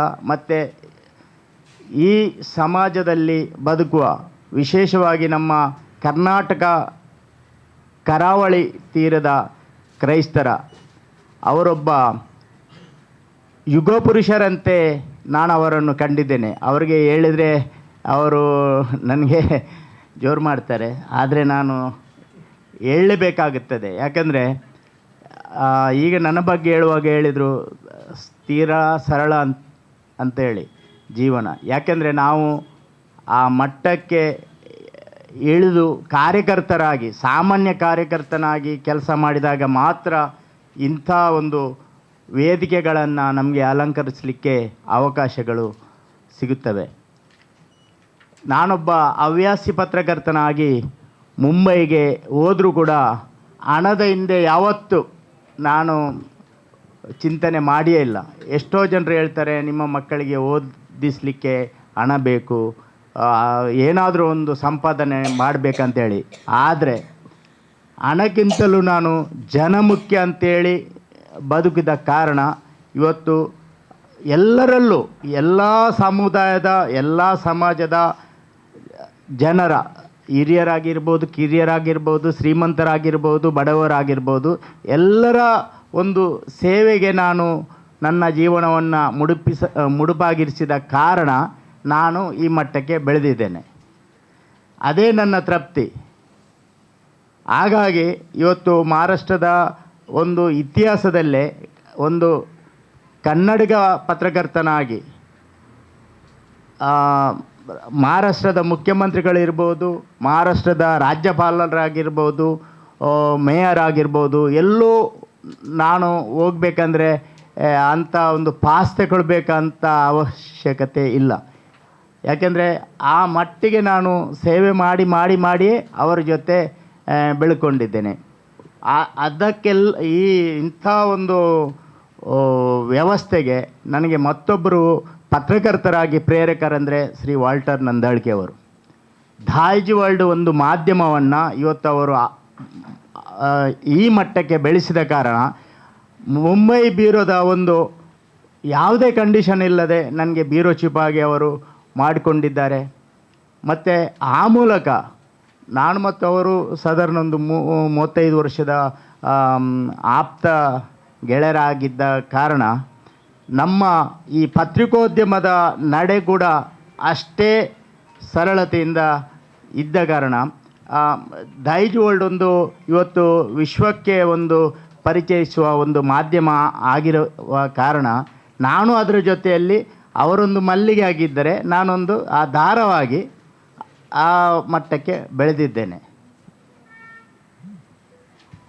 ಮಾನ್ಯರೇ, ನಾನು ಹೆಚ್ಚು ಮಾತನಾಡುವ ಪತ್ರಕರ್ತ ಅಲ್ಲ, ಕೆಲಸವನ್ನು ಮಾಡಿಕೊಂಡು ನಾನು ಬರುವವ. ಹಾಗಾಗಿ ನಾನು ನಮ್ಮ ಮಾನ್ಯ ರೊನಾಲ್ಡ್ ಕುಲಸ್ ಅವರಿಗೆ ನಾನು ಅವರ ಬಗ್ಗೆ ಹೇಳುವುದಾದರೆ, ಅವರೊಬ್ಬ ಸಮರ್ಪಣ ಮತ್ತು ಕಠಿಣ ಪರಿಶ್ರಮದ ಬಾಳನ್ನು ಕಂಡಂಥ ವ್ಯಕ್ತಿಯಾಗಿದ್ದು, ಸದಾ ಎಲ್ಲ ಸಾಮರಸ್ಯದ ಬಾಳಿಗೆ ಒಂದು ಅವರು ಪ್ರತೀಕವಾಗಿ ಇದ್ದ ಕಾರಣ ಅವರು ಎಷ್ಟು ಅವರಿಗೆ ಈ ರಾಷ್ಟ್ರ ಕೊಡುವ ಗೌರವ ಇದ್ದರೂ ಕೂಡ, ಅದು ಪ್ರತಿಷ್ಠಿತ ಗೌರವಗಳು ಕೊಡುವುದಿದ್ದರೂ ಕೂಡ ಅದು ಕಡಿಮೆಯೇ. ಇನ್ನು ಮುಂದಿನ ದಿನಗಳಲ್ಲಿ ಅವರಿಗೆ ರಾಷ್ಟ್ರದ ಸರ್ವೋಚ್ಚ ಗೌರವ ಪದ್ಮಶ್ರೀ ಅಂತ ಗೌರವಗಳು ಅವರಿಗೆ ಅರಸಿ ಬರಲಿ ಎಂದು ಹೇಳುತ್ತಾ ಈ ಒಂದು ಅವಕಾಶಕ್ಕಾಗಿ ವಂದಿಸ್ತೇನೆ. ಧನ್ಯವಾದಗಳು. ಧನ್ಯವಾದಗಳು ರೋನ್ಸ್ ಬಂಟ್ವಾಳ ಅವರಿಗೆ. ಅವರು ನಿಜವಾಗಿಯೂ ಮಾತು ಕಡಿಮೆ, ಕೃತಿ ಜಾಸ್ತಿ ಇರುವಂತಹ ವ್ಯಕ್ತಿತ್ವದವರು. ಒಂದು ಸಣ್ಣ ಅವರ ಜೀವನದ ಒಂದು ಉದಾಹರಣೆ ಹೇಳಿ ನಾನು ಮತ್ತೆ ಅತಿಥಿಗೆ ವೇದಿಕೆಯನ್ನು ಹಸ್ತಾಂತರಿಸಿದ್ದೇನೆ. ನಮ್ಮ ಆಫೀಸ್ ಬಾಯಿಯ ಒಬ್ಬರು ತಮ್ಮ ಸುಮಾರು ಒಂದು 25-30 ವರ್ಷಗಳಿಂದ ಮಿಸ್ಸಿಂಗ್ ಆಗಿ ಬಾಂಬೆಯಲ್ಲಿದ್ದರಂತೆ. ನಮ್ಮ ಸ್ಟಾಫ್ ಒಬ್ಬರು ಬಾಂಬೆಗೆ ಹೋದಾಗ ರಾನ್ಸಲ್ಲಿ ಸುಮ್ಮನೆ ಅವರ ಬಗ್ಗೆ ಹೇಳಿದ್ರಂತೆ, ನಮ್ಮ ಒಬ್ಬರು ಹುಡುಗ ಇಲ್ಲಿ ಬಂದು ಸುಮಾರು 25-30 ವರ್ಷ ಆಯ್ತಂತೆ ಅಂತೇಳಿ. ಒಂದೇ ಮಾತು ಹೇಳಿದ್ದಷ್ಟಂತೆ, ಇವರು ಬೈಕಿನಲ್ಲಿ ಅವರನ್ನು ಕೂರಿಸಿ ಗಲ್ಲಿಯಲ್ಲಿ ಹುಡುಕಿ ಸಂಜೆ ಆಗುವಾಗ ಅವರನ್ನು, ಆ ವ್ಯಕ್ತಿಯನ್ನು ಹುಡುಕಿ 2 ದಿನದಲ್ಲಿ ಅವರನ್ನು ಊರಿಗೆ ತಲುಪಿಸುವಂಥ ಕೆಲಸ, ಬಹಳ ದೊಡ್ಡ ಕೆಲಸ ಮಾಡಿದ್ದಾರೆ. ಅವರಿವತ್ತು ಊರಿನಲ್ಲಿ ಬಂದು ನೆಮ್ಮದಿಯ ಬದುಕನ್ನು ಕಟ್ಟಿಕೊಂಡಿದ್ದಾರೆ. ಯಾವುದೋ ಕಾರಣಕ್ಕೆ ಅವರು ಮನೆ ಬಿಟ್ಟು ಬಾಂಬೆಗೆ ಹೋಗಿದ್ದವರು. ಅಂದರೆ ಬಾಂಬೆಯ ಗಲ್ಲಿ ಕೂಡ ರಾನ್ಸ್ ಬಂಟ್ವಾಳ ಬಗ್ಗೆ ಮಾತಾಡುವಂತಹ ಒಂದು ಅಷ್ಟರ ಮಟ್ಟಿಗೆ ಅಲ್ಲಿ ಇದೆ ಎನ್ನುವಂಥದ್ದನ್ನು ನಾನು ಸೂಚ್ಯವಾಗಿ ಹೇಳಿದ್ದೇನೆ. ಧನ್ಯವಾದಗಳು ಸರ್, ನಮ್ಮ ಜೊತೆ ಇಷ್ಟೊತ್ತಿದ್ದು ಮಾತಾಡಿದ್ದಕ್ಕೆ. ಮುಂದೆ ನಾವು ನೇರವಾಗಿ ನಮ್ಮ ಮಂಗಳೂರು ಪ್ರೆಸ್ ಕ್ಲಬ್ ಗೌರವ ಅತಿಥಿ ಡಾಕ್ಟರ್ ರೊನಾಲ್ಡ್ ಕುಲಾಸೋ ಅವರನ್ನು ಆಹ್ವಾನಿಸ್ತಾ ಇದ್ದೇನೆ. ನಮ್ಮವರೇ, ಅಂದರೆ ನಮ್ಮ ದಕ್ಷಿಣ ಕನ್ನಡ ಜಿಲ್ಲೆಯ ಮೂಡಬಿದಿರೆಯವರೇ ಮೂಲತಃ. ಅವರ ವೃತ್ತಿ ಬೇರೆ ಬೇರೆ ಕಾರಣಗಳಿಗಾಗಿ ಅವರು ಬೇರೆ ಬೇರೆ ಕಡೆ ನೆಲೆಸಿ ಕೆಲಸ ಕಾರ್ಯಗಳನ್ನು ಸಮಾಜ ಸೇವೆ ಮಾಡುವಂತಹ ಪರಿಸ್ಥಿತಿ ಬಂದಿದೆ. ಮೂಲತಃ ಕೃಷಿ ಕುಟುಂಬದವರು. ಬೆಂಗಳೂರು, ಹಾಸನ, ಸಕಲೇಶಪುರ ಬೇರೆ ಬೇರೆ ಕಡೆಗಳಲ್ಲಿ ಅವರು ವಿದ್ಯಾಭ್ಯಾಸ ಮಾಡಿ ಪದವಿಯನ್ನು ಪೂರೈಸಿದ ಬಳಿಕ CA ಮಾಡಿ ಆಮೇಲೆ ಬೇರೆ ಬೇರೆ ಉನ್ನತ ವಿದ್ಯಾಭ್ಯಾಸವನ್ನು ಮಾಡಿ ಸುಮಾರು 1975ರಲ್ಲೇ ಗಲ್ಫ್ ರಾಷ್ಟ್ರಕ್ಕೆ ಹೊರಟು, ನಾವಿನ್ನೂ ಭೂಮಿಯನ್ನು ನೋಡಿದವರು. ಆ ಗಲ್ಫ್ ರಾಷ್ಟ್ರದ ಬಗ್ಗೆ ಕ್ರೇಜ್ ಹುಟ್ಟುವುದಕ್ಕಿಂತ ಮೊದಲೇ ಅವರು ಗಲ್ಫ್ ರಾಷ್ಟ್ರಗಳಲ್ಲಿ ಹೋಗಿ ಒಂದೆರಡು ರಾಷ್ಟ್ರಗಳಲ್ಲ, ಸುಮಾರು 7-8 ರಾಷ್ಟ್ರಗಳಲ್ಲಿ ಕೂಡ ದುಡಿಮೆಯನ್ನು ಮಾಡಿ ಬಹಳ ದೊಡ್ಡ ಹೆಸರನ್ನು ಗಳಿಸಿದವರು ಡಾಕ್ಟರ್ ರೊನಾಲ್ಡ್ ಕುಲಾಸೋ ಅವರು. ಅನೇಕರಿಗೆ ಅಂದರೆ ಶ್ರೀಮಂತರಿಗೆ, ಹಣ ಇದ್ದವರಿಗೆ ಹಣ ಕೊಟ್ಟು ಪ್ರಶಸ್ತಿಯನ್ನು ಪಡ್ಕೊಳ್ಳುವಂತಹ ಉದಾಹರಣೆ, ಅಂದರೆ ಪ್ರತಿಷ್ಠೆಗಾಗಿ. ಆದರೆ ಅದು ಯಾವುದನ್ನು ಮಾಡದೆ ಪ್ರಶಸ್ತಿಗಳು ಕುಲಾಸೋ ಅವರನ್ನು ಹುಡುಕಿಕೊಂಡು ಬಂದದ್ದನ್ನು ನಾವು ಖಂಡಿತ ಕಂಡಿದ್ದೇವೆ. ಶ್ರೀಯುತ ರೋನ್ಸ್ ಬಂಟ್ವಾಳ ಹೇಳಿದಾಗೆ ಮುಂದೆ ಪದ್ಮ ಪ್ರಶಸ್ತಿಗೆ ಒಬ್ಬ ನಮ್ಮ ಜಿಲ್ಲೆಯಲ್ಲಿ ಅರ್ಹ ವ್ಯಕ್ತಿ ಇದ್ದರೆ ಅದು ಖಂಡಿತ ರೊನಾಲ್ಡ್ ಕುಲಾಸೋ ಅವರು. ಅವರ ಸಾಧನೆ ಅವರ ಪುಸ್ತಕದಲ್ಲಿ ಇದೆ. ಅದನ್ನು ಹೇಳಲಿಕ್ಕೆ 1 ದಿನ ಬೇಕು, ನಾನು ಅದನ್ನು ಸ್ಟಡಿ ಮಾಡಬೇಕಿದ್ರೆ 2 ದಿನ ಬೇಕಾದಿತ್ತು. ಅಂದರೆ ಅಷ್ಟು ದೊಡ್ಡ ಸಾಧನೆಯನ್ನು ಮಾಡಿದ್ದಾರೆ. ಬಹುಶಃ ನಮಗೆ ನಮ್ಮ ನಡುವೆ ಇಲ್ಲಿ ನಮ್ಮ ಜಿಲ್ಲೆಯಲ್ಲಿ ಇಲ್ಲದ ಕಾರಣ ಅವರ ಒಂದು ಸಾಧನೆ ನಮ್ಮ ಈಗಿನ ಪೀಳಿಗೆಯವರಿಗೆ ಗೊತ್ತಿಲ್ಲದೇ ಇರ್ಬೋದು. ಆದರೆ ಅವರ ಸಾಧನೆ ಮಾತ್ರ ಎಲ್ಲೂ ಕೂಡ ಅಂದರೆ ಮುನ್ನೆಲೆಗೆ ಬರದೆ, ಅಂದರೆ ಹೆಸರಿಗಾಗಿ ಅವರು ಎಲ್ಲೂ ಕಾಣಿಸಿಕೊಳ್ಳದೆ ತೆರೆಮರೆಯಲ್ಲಿ ಸಾಧನೆ ಮಾಡಿರುವಂಥದ್ದನ್ನು ನಾವು ಕಂಡಿದ್ದೇವೆ. ಇನ್ನೊಂದು ಅವರ ವಿಶೇಷ ಅಂತ ಹೇಳಿದರೆ ತನ್ನ ದುಡಿಮೆಯಲ್ಲಿ ಒಂದು ಪಾಲನ್ನು ಸಮಾಜಕ್ಕೆ ಕೊಡಬೇಕು ಅಂತೇಳಿ. ಈಗ ಕಾರ್ಪೊರೇಟ್ ಕಂಪನಿಗಳಲ್ಲಿ CSR ಫಂಡ್ ಅಂತ ಇದೆ, 10% ಅವರ ಲಾಭಾಂಶದಲ್ಲಿ ಕೊಡಬೇಕು ಅಂತೇಳಿ. ಅದು ಇತ್ತೀಚೆಗೆ ಬಂದಂತಹ ಒಂದು ನಿಯಮ. ಆದರೆ ಅದನ್ನು ಯಾವತ್ತೂ ತನ್ನ ವೃತ್ತಿಯಲ್ಲಿ ಅಳವಡಿಸಿಕೊಂಡವರು ಡಾಕ್ಟರ್ ಕುಲಾಸೋ ಅವರು. ಅಂದರೆ ಇಲ್ಲಿ ಯಾವುದೇ ಧರ್ಮ, ಅವರು ಮೂಲತಃ ಕ್ರೈಸ್ತ ಧರ್ಮಕ್ಕೆ ಸೇರಿದವರಾದರೂ ಕೂಡ ಎಲ್ಲೂ ಕೂಡ ಅವರು ಅದಕ್ಕೆ ಮಾತ್ರ ಸೀಮಿತ ಆಗಲಿಲ್ಲ. ಒಂದು ಧರ್ಮಕ್ಕೆ ಅನೇಕ ದೇವಸ್ಥಾನಗಳಿಗೆ, ರಾಮ ಮಂದಿರಕ್ಕೂ 1 ಕೋಟಿ ದೇಣಿಗೆಯನ್ನು ಕೊಟ್ಟಿದ್ದಾರೆ. ಆಮೇಲೆ ತಾವು ಹೇಳಿದಾಗ ಅಲ್ಲಿ ಬೆಂಗಳೂರಿನ ಒಂದು ದೇವಸ್ಥಾನಕ್ಕೆ ಸಂಪೂರ್ಣ ಜೀರ್ಣೋದ್ಧಾರದ ಒಂದು ವ್ಯವಸ್ಥೆಯನ್ನು ಕೂಡ ಅವರು ಮಾಡಿದ್ದಾರೆ. ಅನೇಕ ಶಾಲೆಗಳನ್ನು, ಪೊಲೀಸ್ ಠಾಣೆಗಳನ್ನು, ಅನೇಕ ಇಲಾಖೆಗಳ ಕಟ್ಟಡಗಳನ್ನು, ರಸ್ತೆಗಳನ್ನು, ಬೆಂಗಳೂರಿನ ಅವರ ಏರಿಯಾ ಒಂದು ದೇವನಹಳ್ಳಿ, ಅಲ್ಲಿಯ ಒಬ್ಬರು ನನ್ನ ಸ್ನೇಹಿತರು ಹೇಳ್ತಾ ಇದ್ರು, ನಮಗೆ ಯಾರೂ ಮಿನಿಸ್ಟರ್ ಅಲ್ಲ, ಯಾರೂ ಮೇಯರ್ ಅಲ್ಲ, ಯಾರೂ ಮುಖ್ಯಮಂತ್ರಿ ಅಲ್ಲ, ನಮಗೆ ಕುಲಾಸೋ ಅವರೇ ನಮಗೆ ಮೇಯರ್, ಕುಲಾಸೋ ಅವರೇ ಮುಖ್ಯಮಂತ್ರಿಯಿಂದ. ಅಂದರೆ ಆ ಊರನ್ನು ಅಷ್ಟರ ಮಟ್ಟಿಗೆ ಅವರು ಅಭಿವೃದ್ಧಿ ಮಾಡಿದ್ದಾರೆ.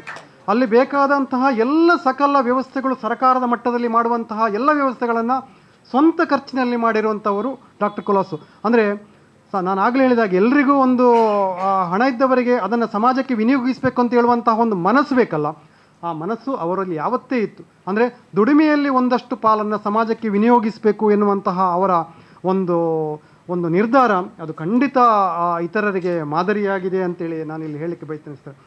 ಆಮೇಲೆ ಬಹ್ರೈನಲ್ಲಿ ಒಂದು ಕನ್ನಡ ಭವನ, ಅದು ಗಲ್ಫ್ ರಾಷ್ಟ್ರಗಳಲ್ಲಿ ಫಸ್ಟ್ ಕನ್ನಡ ಭವನ, ಅದಕ್ಕೆ ದೊಡ್ಡ ಮಟ್ಟಿನ ಕೊಡುಗೆ ಕೊಟ್ಟು ಸಹಕಾರ ಕೊಟ್ಟವರು ಡಾಕ್ಟರ್ ಕುಲಾಸೋ ಅವರು. ಕರ್ನಾಟಕ ಸರ್ಕಾರ ಅದನ್ನು ನಿರ್ಮಿಸಬೇಕಿತ್ತು. ಬಹುಶಃ ಅದು ಇನ್ನೂ ಸರ್ಕಾರದ ಅನುದಾನಕ್ಕೇನೋ ಕಾಯ್ತಾ ಇದೆ ಅಂತೇಳಿ ಕಳೆದ ವರ್ಷ ನನಗೆ ಕೇಳಿಪಟ್ಟಿದ್ದೆ ನಾನು, ಅದು ಗೊತ್ತಿಲ್ಲ ಅದು ಯಾವ ಹಂತದಲ್ಲಿ ಅಂತೇಳಿ. ಆದರೆ ಅದಕ್ಕೊಂದು ಮೂಲಭೂತ ಕಾರಣಕರ್ತರಾದವರು ಅಂತ ಹೇಳಿದರೆ ಡಾಕ್ಟರ್ ಕುಲಾಸೋ ಅವರು. ಅವರ ಸಮಾಜ ಸೇವಾ ಚಟುವಟಿಕೆಗಳಿಗೆ ಹಲವಾರು ಪ್ರಶಸ್ತಿಗಳು ಬಂದಿದೆ. ಕೆಲವನ್ನಷ್ಟೇ ನಾನು ಇಲ್ಲಿ ಉಲ್ಲೇಖ ಮಾಡ್ತೇನೆ. ಒಂದು European international university professional doctorate, ಅಂದರೆ ಬಹಳ ದೊಡ್ಡ ಪ್ರತಿಷ್ಠಿತ ಒಂದು ಗೌರವ ಅದು. ಆಮೇಲೆ ಇನ್ನೊಂದು ಕೆನರಾ ವರ್ಲ್ಡ್ ಮಿಷನರಿ ಎನ್ನುವಂತಹ ಒಂದು ಅವಾರ್ಡ್, ಇನ್ನೊಂದು ಬಹಳ ಪ್ರತಿಷ್ಠಿತ, ಅಂದರೆ ಅವರೇ ಹುಡುಕಿಕೊಂಡು ಬಂದು ಕೊಡುವಂತಹ ಒಂದು ಪ್ರಶಸ್ತಿ, ಲಂಡನ್ನ ವರ್ಲ್ಡ್ ಬುಕ್ ಆಫ್ ರೆಕಾರ್ಡ್ನ ಸರ್ಟಿಫಿಕೇಟ್ ಆಫ್ ಎಕ್ಸಲೆನ್ಸ್. ಅಂದರೆ ಸಮಾಜದಲ್ಲಿ ಸಾಧನೆ ಮಾಡಿದಂತಹ ಗಣ್ಯ ವ್ಯಕ್ತಿಗಳನ್ನು ಅವರು ಅಧ್ಯಯನ ಮಾಡಿಕೊಡುವಂತಹ ಒಂದು ಅವಾರ್ಡ್ ಇದು. ಆ ಅವಾರ್ಡಿಗೆ ಶ್ರೀಯುತ ರೊನಾಲ್ಡ್ ಕುಲಾಸೋ ಅವರು ಪಾತ್ರರಾಗಿದ್ದಾರೆ ಎನ್ನುವಂಥದ್ದನ್ನು ನಾನು ಇಲ್ಲಿ ಉಲ್ಲೇಖಿಸ್ತಾ ಇದ್ದೇನೆ. ಇನ್ನು ಸಣ್ಣ ಪುಟ್ಟ ಅನೇಕ ಪ್ರಶಸ್ತಿಗಳು ಬಂದಿವೆ, ಅವೆಲ್ಲವನ್ನು ನಾನು ಹೇಳಲಿಕ್ಕೆ ಹೋದರೆ ಇಲ್ಲಿ ಸಮಯ ವ್ಯರ್ಥ ಆಗ್ತದೆ. ಇನ್ನು ಅವರು ಬೆಳೆದು ಬಂದಂತಹ ಹಾದಿಯೇನು, ಅವರು ಈ ವೃತ್ತಿಗೆ ಈ ಮಟ್ಟಕ್ಕೆ ಬೆಳೆಯಲು ಆದಂತಹ ಒಂದು ಕೆಲವು ಸನ್ನಿವೇಶಗಳೇನು ಅವೆಲ್ಲವನ್ನು ನಾವು ಅವರ ಬಾಯಿಂದ ಅವರ ಮಾತಿನಿಂದಲೇ ಕೇಳೋಣ. ಇದೀಗ ಶ್ರೀಯುತ ರೊನಾಲ್ಡ್ ಕುಲಾಸ ಅವರಿಗೆ ವೇದಿಕೆ ಸರ್. ಈಗ ಆಮೇಲೆ ಅವರ ಮಾತುಗಳಿಗೆ ಕಿವಿಯಾಗೋಣ. ಈಗ ನಾವು ಅವರಿಗೆ ಪ್ರೆಸ್ ಕ್ಲಬ್ ಗೌರವ ಅತಿಥಿ ಪುರಸ್ಕಾರವನ್ನು ಈಗ ಪ್ರದಾನ ಮಾಡಲಿಕ್ಕಿದ್ದೇವೆ.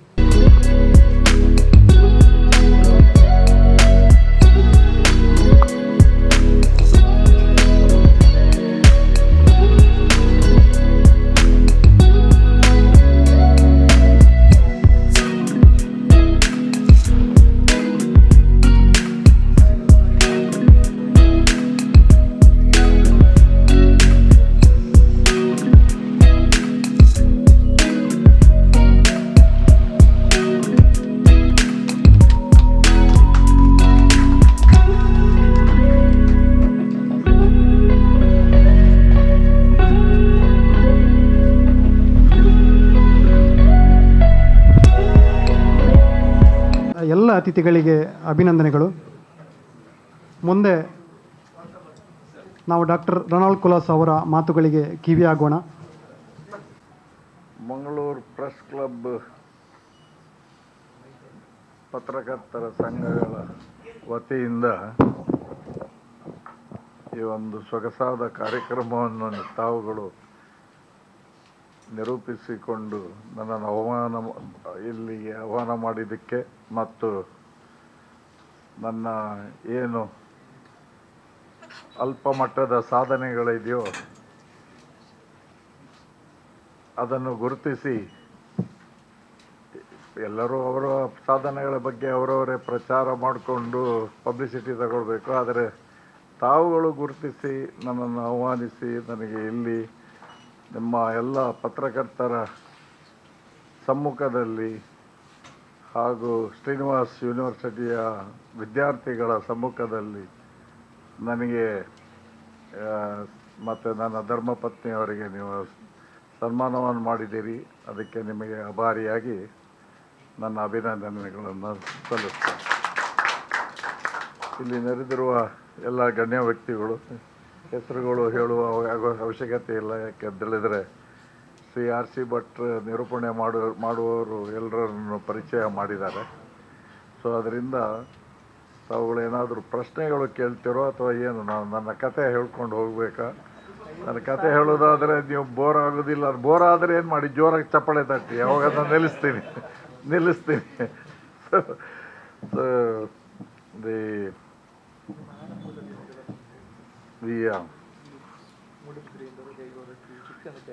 ಅಲ್ಲ, ಮೂಡುಬಿದ್ರೆ ಹೌದು, ಮೂಡುಬಿದ್ರೆ ನಮ್ಮ ಪೂರ್ವಜರ ಸ್ಥಳ.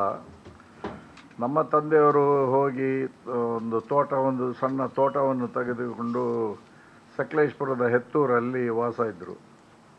ನನಗೆ ಮಾತ್ರ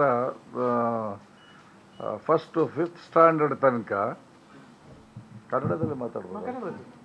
ಅದು ನಮ್ಮದು ಕನ್ನಡ ಅಷ್ಟೊಂದು ಉತ್ತಮವಾದ ಕನ್ನಡ ಅಲ್ಲ, ಆದರೆ ಸುಧಾರಿಸ್ಕೊಂಡು ಹೋಗಿ ಮಾತಾಡ್ತಾ ಇಂಪ್ರೂವ್ ಆಗುತ್ತೆ. ಆದರೆ ಸ್ಟಾರ್ಟಿಂಗ್ನಲ್ಲಿ ಸ್ಟಾರ್ಟಿಂಗ್ ಟ್ರಬಲ್ ಇರುತ್ತೆ ನನಗೆ.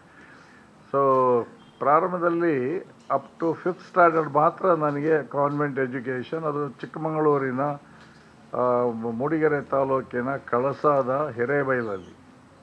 ಅದರ ನಂತರ ಅವರಿಗೆ 4th ಸ್ಟ್ಯಾಂಡರ್ಡ್ ಆದಮೇಲೆ ಅವರಿಗೆ ಅವಕಾಶ ಸಿಗಲಿಲ್ಲ. ಆದರೂ ನನಗೆ ಪ್ರೈವೇಟಾಗಿ 5th ಸ್ಟ್ಯಾಂಡರ್ಡಲ್ಲಿ ಕಲಿಸಿ ಅಲ್ಲಿ ಎಕ್ಸಾಮ್ ಕೊಡೋದಕ್ಕೆ ಸರ್ಕಾರಿ ಶಾಲೆಯಲ್ಲಿ ಅವಕಾಶ ಮಾಡಿಕೊಟ್ರು, ಸಿಸ್ಟರ್ ಹಿಲ್ಡಗಾರ್ಡ್ ಅಂತ. ಅದರ ನಂತರ ನಮ್ಮ ತಂದೆಯವರು ಹೆತ್ತೂರಿಗೆ ಕರ್ಕೊಂಡು ಹೋದರು. ಅದು ಯಾರೂ ಅಲ್ಲಿ SSLCಯಲ್ಲಿ ಉತ್ತೀರ್ಣರಾಗಿರಲಿಲ್ಲ. ಹಿಂದೆ ಎಲ್ಲರೂ ಫೇಲ್ ಆಗೋದು. ಆ ಶಾಲೆಗೆ ನನಗೆ ಅಡ್ಮಿಷನ್ ಕೊಡಿಸಿದ್ರು. ಅಲ್ಲಿ ನಾನು ರೆಕಾರ್ಡ್ ಬ್ರೇಕ್ ಮಾಡಬೇಕಾಯ್ತು. ಯಾಕಂದರೆ ನಮ್ಮ ಫಾದರ್ ತುಂಬ ಸ್ಟ್ರಿಕ್ಟ್ ಆಗಿದ್ದರು. ನಾವೆಲ್ಲ ಈ ಗೋಲಿ ಆಡೋದು ಅವ್ರು ಬಂದು ಹೊಡಿತಾಯಿದ್ರು. ಮೊದಲು ಓದು, ಗೋಲಿ ಆಡೋದಕ್ಕಲ್ಲ ಅಂತ. ಸೊ ಹಾಗೆ ಮತ್ತು ನಮಗೆ ಇದು ಮ್ಯಾಥ್ಸು ಕೂಡ ಕಲಿಸ್ತಾಯಿದ್ರು. ಅದರಿಂದ ನನಗೆ ಅಲ್ಲಿ ಫಸ್ಟ್ ಟೈಮ್ ಹೆತ್ತೂರಿನ ಸರ್ಕಾರಿ ಶಾಲೆಯಲ್ಲಿ ಉತ್ತೀರ್ಣ ಆಗೋದಕ್ಕೆ ಅವಕಾಶ ಆಯಿತು. PUC ಸಕಲೇಶ್ಪುರ, ಅಲ್ಲಿನೂ ಕೂಡ ಯಾರೂ ಪಾಸೇ ಆಗಿಲ್ಲ ಹಿಂದೆ. ಅಲ್ಲಿ ಮತ್ತೆ ಅಲ್ಲಿ ಅಡ್ಮಿಷನ್ ನಾನು ದೂರ ಹೋಗೋಕ್ಕಾಗೋದಿಲ್ಲ, ಅದರಿಂದ ಅಲ್ಲೇ ತಗೊಂಡೆ ಅಡ್ಮಿಷನ್. ಅಲ್ಲಿನೂ ಕೂಡ ಒಂದು ರೆಕಾರ್ಡ್ ಬ್ರೇಕ್ ಮಾಡಬೇಕಾಯಿತು, ಪಾಸಾಗಿ. ನಂತರ ಎಲ್ಲರೂ ನನ್ನ ಕುಟುಂಬದವರೆಲ್ಲ ಸೈಂಟ್ ಅಲೋಸಿಯಸ್ಸು, ಸೈಂಟ್ ಆಗ್ನೇಸು, ನನ್ನ ಅಣ್ಣ ತಮ್ಮಂದಿರು ಮತ್ತು ತಂಗಿಯವರೆಲ್ಲ ಕಲಿತ್ರೆ ನಾನು ಹಠ ಹಿಡಿದು ಬೆಂಗಳೂರಿಗೆ ಹೋದೆ.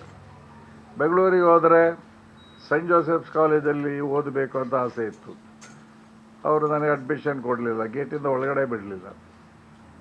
RC ಕಾಲೇಜಿಗೆ ಹೋದೆ BCom ಮಾಡಬೇಕಂತ, ಅಲ್ಲಿನೂ ಕೂಡ ನನಗೆ ಅವಕಾಶ ಸಿಗಲಿಲ್ಲ. ಸೊ ನನಗೆ ಒಂದು ವಡೆ ತಿನ್ನುವ ಆಸೆ ಯಾವಾಗಲೂ, ಮಸಾಲ ವಡೆ ಅಂತ ಹೇಳ್ತಿರಲ್ಲ. ಸ್ವಾಸ್ತಿಕ್ನಲ್ಲಿ ಹೋಗುವಾಗ ಮಸಾಲೆ ವಡೆ ಫ್ರೈ ಮಾಡ್ತಾ ಇರೋದು ನಾನು ಇದು ಸ್ಮೆಲ್ ಬರ್ತಾಯಿತ್ತು, ವಾಸನೆ ಬರ್ತಾಯಿತ್ತು, ಅಲ್ಲ ಪರಿಮಳ ಬರ್ತಾಯಿತ್ತು, ವಾಸನೆ. ಸೊ ಅದರಿಂದ ಹೋದರೆ ಅದು ರೋಡ್ ಸೈಡಲ್ಲಿ. ಸೊ ಎನಿವೆ ಅವರು ಒಂದು ನ್ಯೂಸ್ ಪೇಪರಲ್ಲಿ ರ್ಯಾಪ್ ಮಾಡಿ ಕೊಟ್ಟರು. ಅದು ನಾನು ವಸಂತ ನಗರದಲ್ಲಿ ಕಸಿನ್ ಮನೇಲಿ ಹೋಗಿ ಓಪನ್ ಮಾಡಿ ಅದು ತಿನ್ನುವಾಗ ಆ ಪೇಪರಲ್ಲಿ ನೋಡಿದೆ ಶೇಷಾದ್ರಿಪುರಂ ಕಾಲೇಜ್ನಲ್ಲಿ ಅಡ್ಮಿಷನ್ ಸ್ಟಿಲ್ ಓಪನ್ ಅಂತ.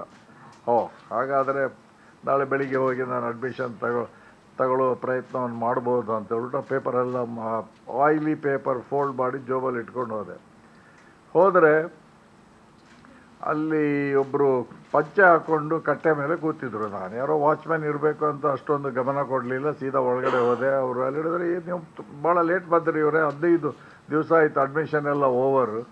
ಅವ್ರು ನಾನು ಮಾರ್ಕ್ಸು ಕೇಳಿಲ್ಲ, ಎಲ್ಲಿಂದ ಬಂದೆ ಅಂತ ಕೇಳಿಲ್ಲ, ಏನೂ ಕೇಳಿಲ್ಲ. ಲಕ್ಷ್ಮಣರಾವ್ ಅಂತ ಪ್ರಿನ್ಸಿಪಲು. ಹಾಗಾದರೆ ಇಲ್ಲೂ ತಪ್ಪು ಆಯಿತು, 1 ವರ್ಷ ನಂದು ಹಾಳಾಯಿತು, ಇಲ್ಲಿ ಬೆಂಗಳೂರಿಗೆ ಬರಬೇಕು ಅಂತ ಹಠ ಹಿಡಿದು ಬಂದು ಈಗ ನಂದು ಶಿಕ್ಷಣ 1 ವರ್ಷ ಹಾಳಾಯಿತು ಅಂತ ಹೊರಗೆ ಬರುವಾಗ ಪಂಚೆ ಉಟ್ಕೊಂಡು ಯಾರೋ ಅಲ್ಲಿ ಕೂತಿದ್ರು ಕಟ್ಟೆ ಮೇಲೆ, ಅದು ಟಾಯ್ಲೆಟಿಗೆ ಕೂರ್ತಾರಲ್ಲ ಆ ಥರ ಕೂತಿದ್ದಾರೆ. ಅದರಿಂದ ನಾನು ಅವರು ವಾಚ್ಮ್ಯಾನ್ ಅಂತ ತಿಳ್ಕೊಂಡೆ. ಏನ್ರಿ ಅಡ್ಮಿಷನ್ ಆಯಿತು ಅಂತ ಕೇಳಿದರು. ಇಲ್ಲ ಅಂದೆ. ಸಾರು ಅನ್ನಲಿಲ್ಲ ನಾನು. ಯಾಕೆ ನಿಮ್ದು ಎಷ್ಟು ಮಾರ್ಕ್ಸು? 57%. 57%? ಎಲ್ಲಿ ಓದಿದ್ದು? ಸಕಲೇಶ್ವರ ಕೈ ಹಿಡಿದು ಕರ್ಕೊಂಡು ಹೋಗಿ ಲಕ್ಷ್ಮಣರಾವ್ ಕೊಡ್ರಿ ಅವ್ರಿಗೆ 57% ಅವ್ರದ್ದು, ಕೊಡ್ರಿ ಅವರಿಗೆ ಸೀಟು ಅದು. ಆಮೇಲೆ ಗೊತ್ತಾಯ್ತು ಅವರ ಟ್ರಸ್ಟಿನ ಸೆಕ್ರೆಟ್ರಿ, ಶೇಷಾದ್ರಿಪುರಂ ಎಜುಕೇಷನ್ ಸೊಸೈಟಿಯ ಸೆಕ್ರೆಟ್ರಿ ಅಂದ್ಕೊಂಡು ಆಮೇಲೆ ಗೊತ್ತಾಯ್ತು ನನಗೆ. ಆಮೇಲೆ ಅವರು ಯಾವಾಗ ಅಷ್ಟೊಂದು ಇಂಪಾರ್ಟೆನ್ಸ್ ಕೊಟ್ಟು ಇವ್ರಿಗೆ ಅಡ್ಮಿಷನ್ ಕೊಡ್ರಿ ಅಂತ ಹೇಳುವಾಗ ಅರ್ಥ ಆಯಿತು, ಈ ಹಾಳೂರಿಗೆ ನಾನೇ ಪಟ್ಟೆ ಇಲ್ಲ, ಅಲ್ಲಿ ಯಾರು ಕಾಂಪಿಟೀಟರ್ ಇಲ್ಲ ಅಂತ ಅದು ಖಾತ್ರಿ ಆಯಿತು ನನಗೆ. ಸೊ ಒಂದು ವೇಳೆ ನನಗೆ ಸೈಂಟ್ ಜೋಸೆಫ್ಸಲ್ಲಿ ಅಡ್ಮಿಷನ್ ಸಿಕ್ಕಿದರೆ ನಾನು ಗುಂಪಿನಲ್ಲಿ ಗೋವಿಂದ ಆಗಿರ್ತಿದ್ದೆ. ಅಲ್ಲಿ ಮೇಲೆ ಬರೋದಕ್ಕೆ ಚಾನ್ಸ್ ಇರಲಿಲ್ಲ. ಅಲ್ಲಿ ಪ್ರತಿಯೊಂದು ನನಗೆ ಅಲ್ಲಿ ಅಫ್ಕೋರ್ಸ್ ಮರ್ಕಂಟೈಲದಲ್ಲಿ ಫಸ್ಟ್ ರ್ಯಾಂಕ್ ಬೆಂಗಳೂರು ಸಿಟಿಗೆ ನಾನು ಪಡೆದೆ. ಅದು ಲಾಸ್ಟ್ ಇನ್ ದಿ ಲಿಸ್ಟ್. 84 ಕಾಲೇಜಿತ್ತು, 88 ಥಿಯೇಟ್ರ್ಗಳಿತ್ತು ಬೆಂಗಳೂರಲ್ಲಿ ಅವಾಗ. ಅದು ಈ Seshadripuram college last in the list ಇತ್ತು. ಆದರೂ ನಾನು ಬ್ಯಾಂಕಿಂಗ್ ಲಾನಲ್ಲಿ 3rd ರ್ಯಾಂಕು, ಮರ್ಕೆಂಟೈಲಲ್ಲಿ ಫಸ್ಟ್ ರ್ಯಾಂಕು ತಗೊಳ್ಳುವ ಪ್ರಯತ್ನವನ್ನು ನಾನು ಮಾಡಿದೆ. ಈ ಮಾತನ್ನು ಯಾಕೆ ಹೇಳ್ತಾ ಇದ್ದೀನಿ ಅಂತ ಹೇಳಿದ್ರೆ, ಶ್ರೀನಿವಾಸ್ ಯೂನಿವರ್ಸಿಟಿಯ ವಿದ್ಯಾರ್ಥಿಗಳು ನೀವು ಎಲ್ಲ, ಇಲ್ಲಿ ಕೆಲವರು ಪೇರೆಂಟ್ಸ್ಗಳಿದ್ದಾರೆ, ಎಲ್ಲರೂ ಬಯಸೋದೇನು, ನನ್ನ ಮಕ್ಕಳು ಆ ಶಾಲೆಯಲ್ಲೇ ಓದಬೇಕು, ಈ ಕಾಲೇಜಲ್ಲೇ ಓದಬೇಕು, ಅದು ಬೆಸ್ಟು, ಅದು ಇದು ಇಷ್ಟು, ಆ ಒಂದು ಇದರಲ್ಲಿ ಹೋಗ್ತಾರೆ.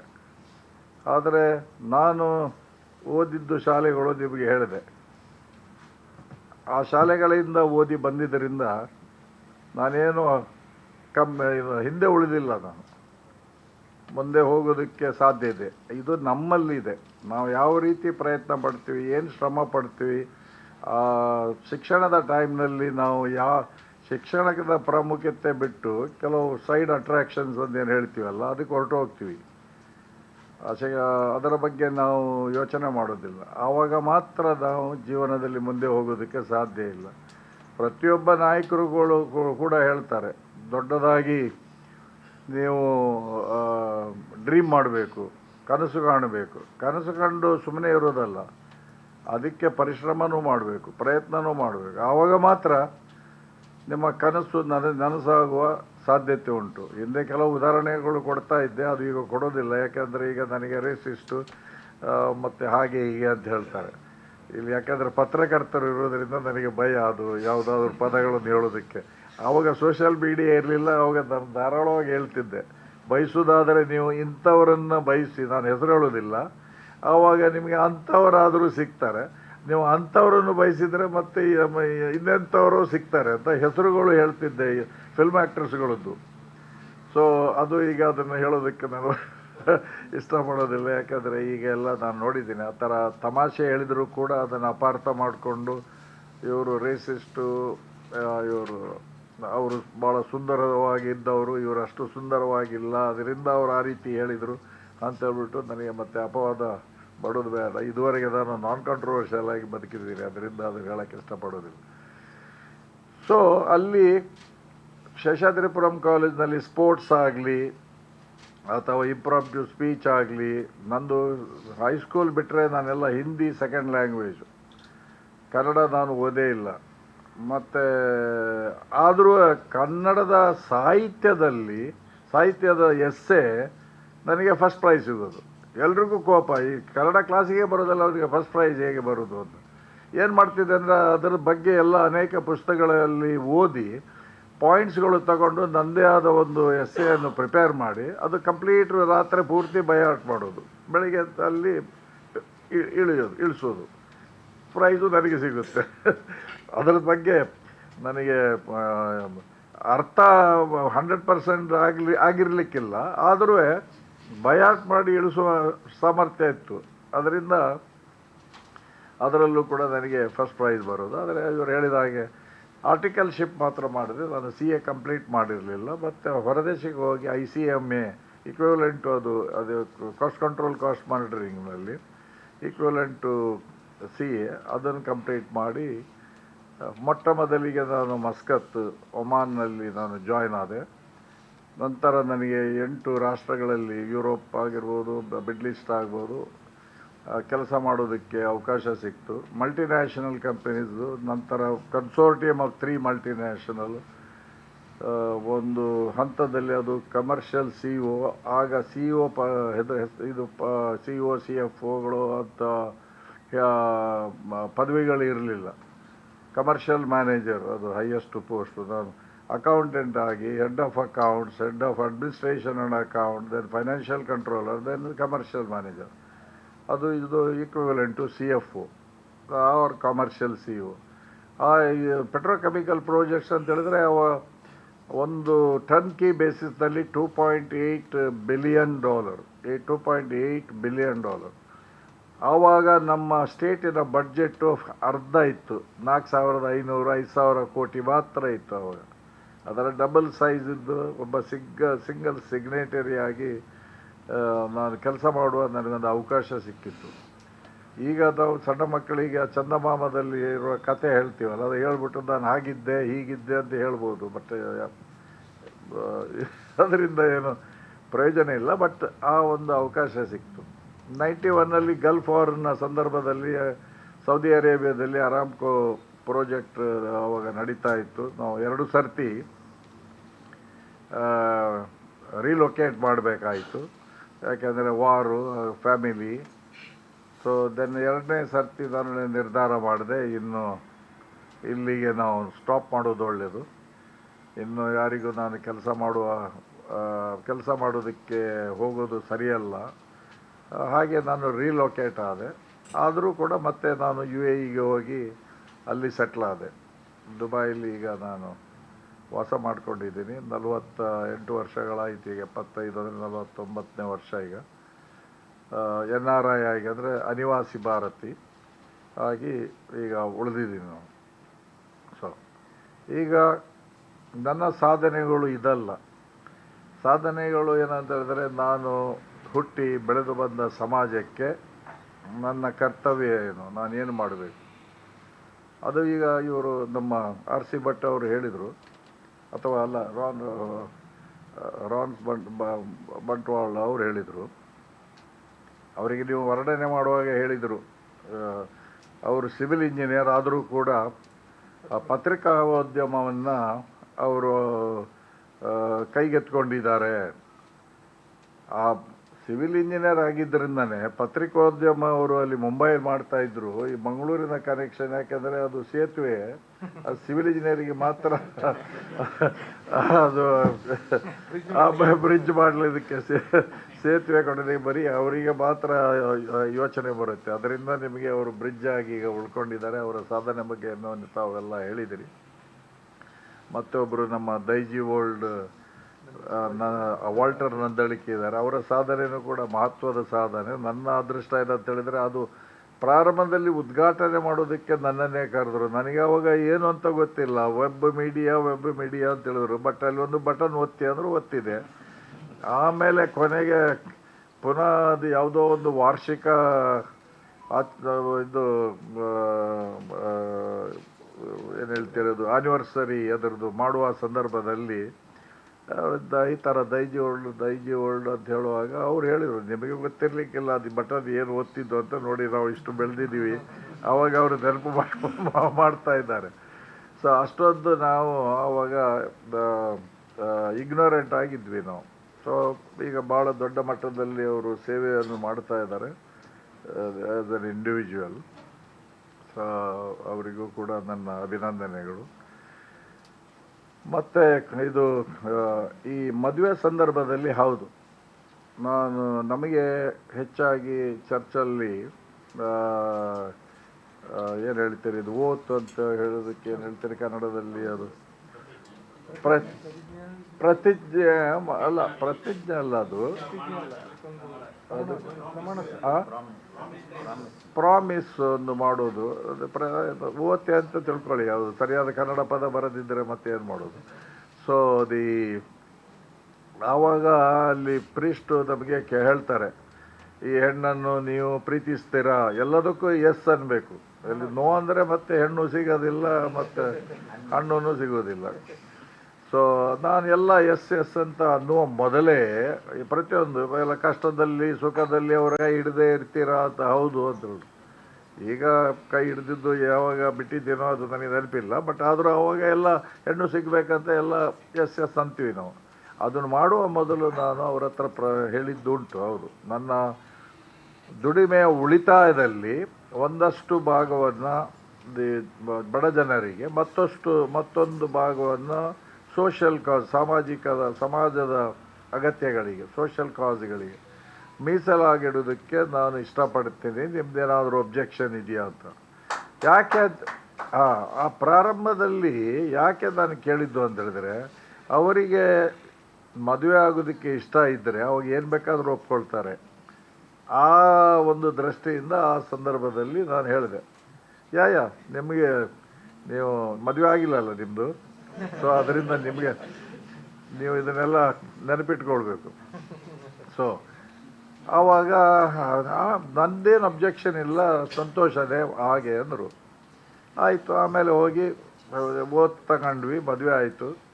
ಬಟ್ ಅದರ ನಂತರ ನಾನು ಪಾಲನೆಯನ್ನು ಮಾಡಿದೆ, ನಾನು ಒಂದಷ್ಟು ಭಾಗ. ಬಟ್ ಪಾಲನೆಯನ್ನು ಮಾಡುವ ಸಂದರ್ಭದಲ್ಲಿ ಯಾವ ಅಬ್ಜೆಕ್ಷನ್ ಇಲ್ಲ. ಬದಲಿಗೆ ನಾನೇನಾದರೂ ಅವ್ರು ಹೇಳಿದಾಗೆ ಎಲ್ಲಿಯಾದರೂ ನಾನು ಪ್ರಾಮಿಸ್ ಮಾಡಿ ಮರೆತು ಬಿಟ್ಟಿದ್ರೆ ಅವರೇ ಬಂದು ನೆನಪಿಸೋರು, ಅಲ್ಲಿ ನೀವು ಪ್ರಾಮಿಸ್ ಮಾಡಿದ್ದೀರಿ, ಮಾಡಿಲ್ಲ, ಮೊದಲು ಅದನ್ನು ಮಾಡಿ ಅಂತ. ಸೊ ಅದರಿಂದ ಯಾವುದೇ ಘರ್ಷಣೆ ಇಲ್ಲ ಮನೆಯಲ್ಲಿ ಈ ವಿಚಾರದಲ್ಲಿ. ಬೇರೆ ವಿಚಾರದಲ್ಲಿ ಇದ್ದರೂ ಈ ವಿಚಾರದಲ್ಲಿ ಯಾವುದೂ ಘರ್ಷಣೆ ಇಲ್ಲ. ಸೊ ಅದರಿಂದ ನಾನು ಟು ದಾಟ್ ಎಕ್ಸ್ಟೆಂಡ್ ನಾನು ಅದೃಷ್ಟವಂತ. ಮತ್ತು ಒಂದೇ ಪತ್ನಿ ಇರೋದರಿಂದ ನಾನು ಕೇಳಲೇಬೇಕಾಗುತ್ತೆ. ಹೌದು, ಅದು ಕೂಡ ಹೇಳಬೇಕಾಗುತ್ತೆ. ಹೌದು, ನೀವೇನು ಬೇರೆ ಅಪಾರ್ಥ ಮಾಡ್ಕೊಳ್ಬೇಡಿ. ಬಾಕಿಯವರಿಗೆಲ್ಲರೂ 2 3 ಪತ್ನಿಗಳು ಇದ್ದಾರಂತ, ಅಂಥವ್ರು ಯಾರೂ ಇಲ್ಲ ಇಲ್ಲಿ. ಎನಿವೆ, ಸೊ ಹೌದು, ಇದು ನನ್ನ ಈಗ ಯಾವುದೇ ಇದು ಸೇವೆಗಳು ನಾನೀಗ 30, 32, 83 ಅಂತ ಹೇಳಿದ್ರೆ ಈಗಲೇ ಒಂದು 31 ವರ್ಷಗಳಿಂದ ಮಾಡ್ಕೊಂಡು ಬಂದಿದ್ದರೂ ಕೂಡ ನಾನು ಆ ಧರ್ಮ ಈ ಧರ್ಮ ಯಾವ ಧರ್ಮ ಅಂತ ನೋಡಿಲ್ಲ. ಮಾನವ ಧರ್ಮವನ್ನೇ ನಾನು ಎತ್ತಿ ಹಿಡಿದು ಅದನ್ನು ಹೇಳಿದ್ದೀನಿ. ಯಾಕೆಂದರೆ ನಾವು ಹುಟ್ಟುವಾಗ ಮನುಷ್ಯರಾಗಿ ಹುಟ್ಟಿದ್ದೀವಿ, ಯಾವ ಧರ್ಮನೂ ಇರಲಿಲ್ಲ ಅವಾಗ. ಇದು ಹುಟ್ಟಿದ ಮೇಲೆ ಜನರು ಏನು ಮಾಡಿದರು, ಎಲ್ಲ ವಿಂಗಡಣೆ ಮಾಡೋದಕ್ಕೆ ಶುರು ಮಾಡಿದರು. ಆ ಧರ್ಮ ಈ ಧರ್ಮ ಅಂತೆಲ್ಲ ಶುರು ಮಾಡಿದರು. ಮೊದಲು ಎಲ್ಲರೂ ಮಾಂಸಾಹಾರಿಗಳಾಗಿದ್ದರು, ಯಾರೂ ಶಾಕಾಹಾರಿಗಳಾಗಿರಲಿಲ್ಲ ಎಷ್ಟೋ ಯುಗಗಳು. ನಂತರ ಈ ಧರ್ಮಗಳು ಹುಟ್ಟಿದ ಮೇಲೆ ಬೇರೆ ಬೇರೆ ಕಾರಣದಿಂದ, ಕೆಲವು ವೈಜ್ಞಾನಿಕ ಕಾರಣ ಇರ್ಬೋದು ಅಥವಾ ಬೇರೆ ಧರ್ಮದ ಅನುಸಾರ ಅವರು ಯೋಚನೆ ಮಾಡಿರುವ ಕಾರಣಗಳಿರ್ಬೋದು, ಯಾವುದೋ ಒಂದು ಕಾರಣದಿಂದ ಮಾಂಸಾಹಾರಿಗಳು ಶಾಕಾಹಾರಿಗಳು ಬೇರೆ ಬೇರೆ ರೀತಿಯಲ್ಲಿ ಬೆಳೆದುಕೊಂಡು ಬಂದರು. ಪ್ರತಿಯೊಂದು ಧರ್ಮದಲ್ಲೂ ಪರಸ್ಪರ ನೀವು ಪ್ರೀತಿಸಬೇಕು, ಪರಸ್ಪರ ನೀವು ಸಹಾಯ ಮಾಡಬೇಕು, ನೆರೆಹೊರೆಯವರಿಗೆ ಸಹಾಯ ಮಾಡಬೇಕು ಅಂತ ಹೇಳ್ತಾರೆ ವಿನಃ ದ್ವೇಷಿಸಬೇಕು ಅಂತ ಎಲ್ಲೂ ಹೇಳುವುದಿಲ್ಲ. ಆದರೆ ನಮ್ಮ ಈ ಸಮಾಜದ ಇತ್ತೀಚಿನ ಪರಿಸ್ಥಿತಿ ನೋಡಿದರೆ ಭಾಳ ದುಃಖಕರವಾಗಿದೆ. ಯಾಕಂದರೆ ಕೇವಲ ರಾಜಕೀಯದ ಲಾಭಕ್ಕೋಸ್ಕರ ಪೊಲರೈಸ್ ಮಾಡುವ ಉದ್ದೇಶದಿಂದ ಆ ಒಂದು ವಿಷಬೀಜವನ್ನು ಜಾತಿ ಧರ್ಮದ ಮತ್ತು ಬೇರೆ ಯಾವುದೋ ಕಸುಬಿನ ಅಥವಾ ಊಟ ಉಪಚಾರಗಳ ಬಗ್ಗೆ ಹೇಳಿಕೆಯನ್ನು ನೀಡಿ ಅದು ಒಡೆಯುವ ಕೆಲಸ ನಡೀತಾ ಇದೆ. ಇದು ಭಾಳಷ್ಟು ದುಃಖಕರವಾದ ಸಂಗತಿ. ನನ್ನ ಜೀವನದಲ್ಲಿ ನಾನಂತೂ ಖಂಡಿತ ಇದನ್ನು ಎಂದೂ ಯೋಚಿಸಿಲ್ಲ. ಅದರಿಂದ ನಾನು ಅವರಿಗೆ ನಮ್ಮ ಆರ್ ಸಿ ಭಟ್ ಅವರು ಯಾವುದು ಬರೀ ಕೇವಲ ಕೆಲವು ಮಾತ್ರ ಅವರು ನೋಡಿರಬೇಕು. ಆದರೆ ನೀವು ಆ ವರ್ಲ್ಡ್ ಬುಕ್ ಆಫ್ ರೆಕಾರ್ಡ್ನಲ್ಲಿ ನಮೂದಿಸಿರುವ ಎಲ್ಲ ಸಾಧನೆಗಳು ಅವರು ಅಲ್ಲಿ ಲಿಸ್ಟ್ ಮಾಡಿದ್ದಾರೆ. ಯಾಕೆಂದರೆ ಅವರಿಗೆ ಪ್ರೂಫ್ ಇಲ್ಲದೆ ಫೋಟೋಗ್ರಾಫಿಕ್ಕು ಅಕ್ನಾಲೇಜ್ಮೆಂಟು ಮತ್ತು ಮೀಡಿಯಾ ಇಂಟರ್ನೆಟ್ಟು ಗೂಗಲ್ ಇದರಿಂದ ಎಲ್ಲ ಅವರು ಪರಿಶೀಲನೆ ಮಾಡದೆ ಯಾವುದನ್ನು ಅವರು ಲಿಸ್ಟ್ ಮಾಡಿಬಿಟ್ಟು ವರ್ಲ್ಡ್ ಬುಕ್ ಆಫ್ ರೆಕಾರ್ಡಲ್ಲಿ ಎಂಟ್ರ್ ಮಾಡೋದಿಲ್ಲ. ಅದು UK ಪಾರ್ಲಿಮೆಂಟಲ್ಲಿ ಹೌಸ್ ಆಫ್ ಕಾಮನ್ಸಲ್ಲಿ ಅದನ್ನು ಅನೌನ್ಸ್ ಮಾಡಿದ್ದು. ಅಲ್ಲಿನ ಪಾರ್ಲಿಮೆಂಟ್ ಮೆಂಬರು ನನಗೆ ಅಲ್ಲಿ ಹೋಗೋಕ್ಕಾಗಲಿಲ್ಲ. ಅವಾಗ ನನ್ನ ಸೆಕೆಂಡ್ ಮಗನ ಮದುವೆ ನಾನು ದುಬೈಯಲ್ಲಿ ಫಿಕ್ಸ್ ಮಾಡಿದ್ದರಿಂದ ಸೇಮ್ ಡೇ ನನಗೆ ಆ ಅವಾರ್ಡನ್ನು ಅಲ್ಲಿ ಹೌಸ್ ಆಫ್ ಕಾಮನ್ಸ್ ಅಂದರೆ ಇಲ್ಲಿಯ ಲೋಕಸಭೆ ಇದ್ದಾಗೆ ಅಲ್ಲಿ ಹೋಗಿ ನಾನು ತಗೊಳ್ಬೇಕಾಗಿತ್ತು. ಆದರೆ ನನಗೆ ಹೋಗೋಕ್ಕಾಗಲಿಲ್ಲ. ಆದರೂ ಮುಂದಿನ ದಿನಗಳಲ್ಲಿ ಅವರು ಬೆಂಗಳೂರಿಗೆ ಬಂದು ಇಲ್ಲಿ 3 ರಾಜಕೀಯ ಪಕ್ಷದವರು ಅವರು ನಿಯೋಜಿಸಿದರು. ಅದರಲ್ಲಿ CT Ravi BJP national general secretary ಆಗಿದ್ದರು. ಅವರು ಅಧ್ಯಕ್ಷತೆಯನ್ನು ವಹಿಸಿದರು ಆ ಸಮಿತಿಗೆ. ದಿನೇಶ್ ಗುಂಡೂರಾವ್, ಡಾಕ್ಟರ್ ಆರತಿ ಕೃಷ್ಣ, ಈಗ ಅವ್ರ ಕ್ಯಾಬಿನೆಟ್ ರ್ಯಾಂಕು, NRI ಫೋರಮ್ನ ಡೆಪ್ಯೂಟಿ ಚೇರ್ಮನ್ನು, ಮತ್ತು JDS ಇಂದ ಭೋಜೇಗೌಡ, ಈಗ ನೀವು MLC ಆಗಿ ಪುನಃ ಸೆಕೆಂಡ್ ಟೈಮ್ ಅವರು ಚುನಾಯಿತರಾಗಿದ್ದಾರೆ.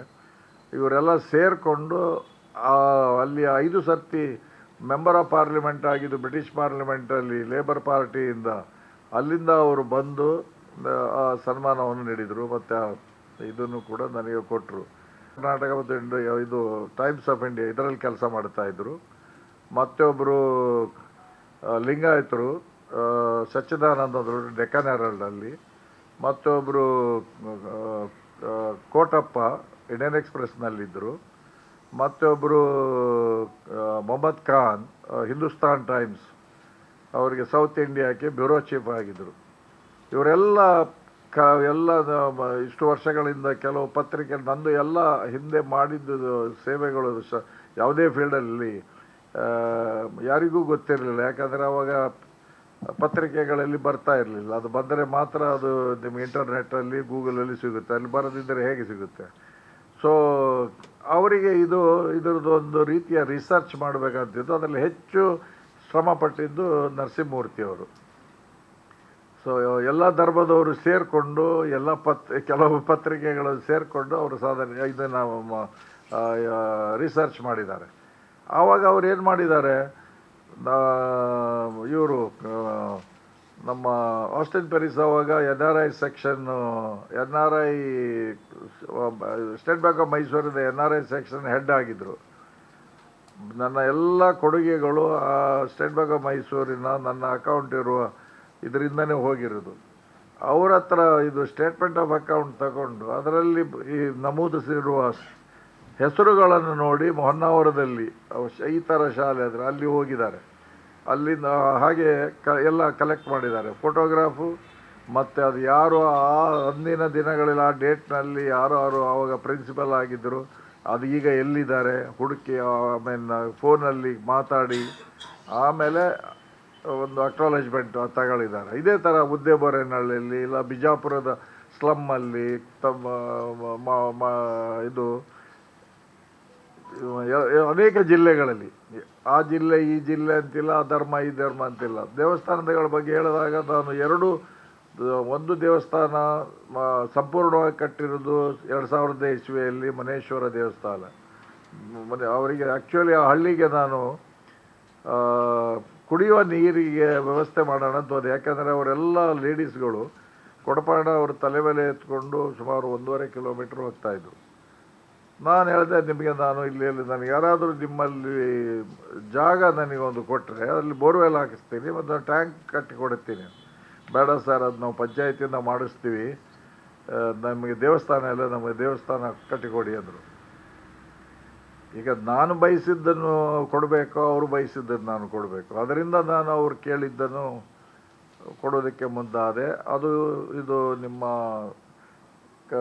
ಕರ್ನಾಟಕದ ವಾರ್ತಾ ಇಲಾಖೆಯಿಂದ ಪ್ರಕಟಣೆ ಆಗುತ್ತಲ್ಲ, ಅದು ಯಾವ ಮಾಸಪತ್ರಿಕೆ ಜನಪದ, ಅದರಲ್ಲಿ 2 ಪೇಜು ಇದರ ಬಗ್ಗೆ ಪ್ರಸ್ತಾವನೆ ಮಾಡಿದ್ದಾರೆ. ಅದಕ್ಕೆ ಟೈಟ್ಲ್ ಏನು ಕೊಟ್ಟಿದ್ದಾರೆ ಅಂದರೆ ಕೋಮು ಸೌಹಾರ್ದತೆಗೆ ಒಂದು ಉತ್ತಮ ನಿದರ್ಶನ.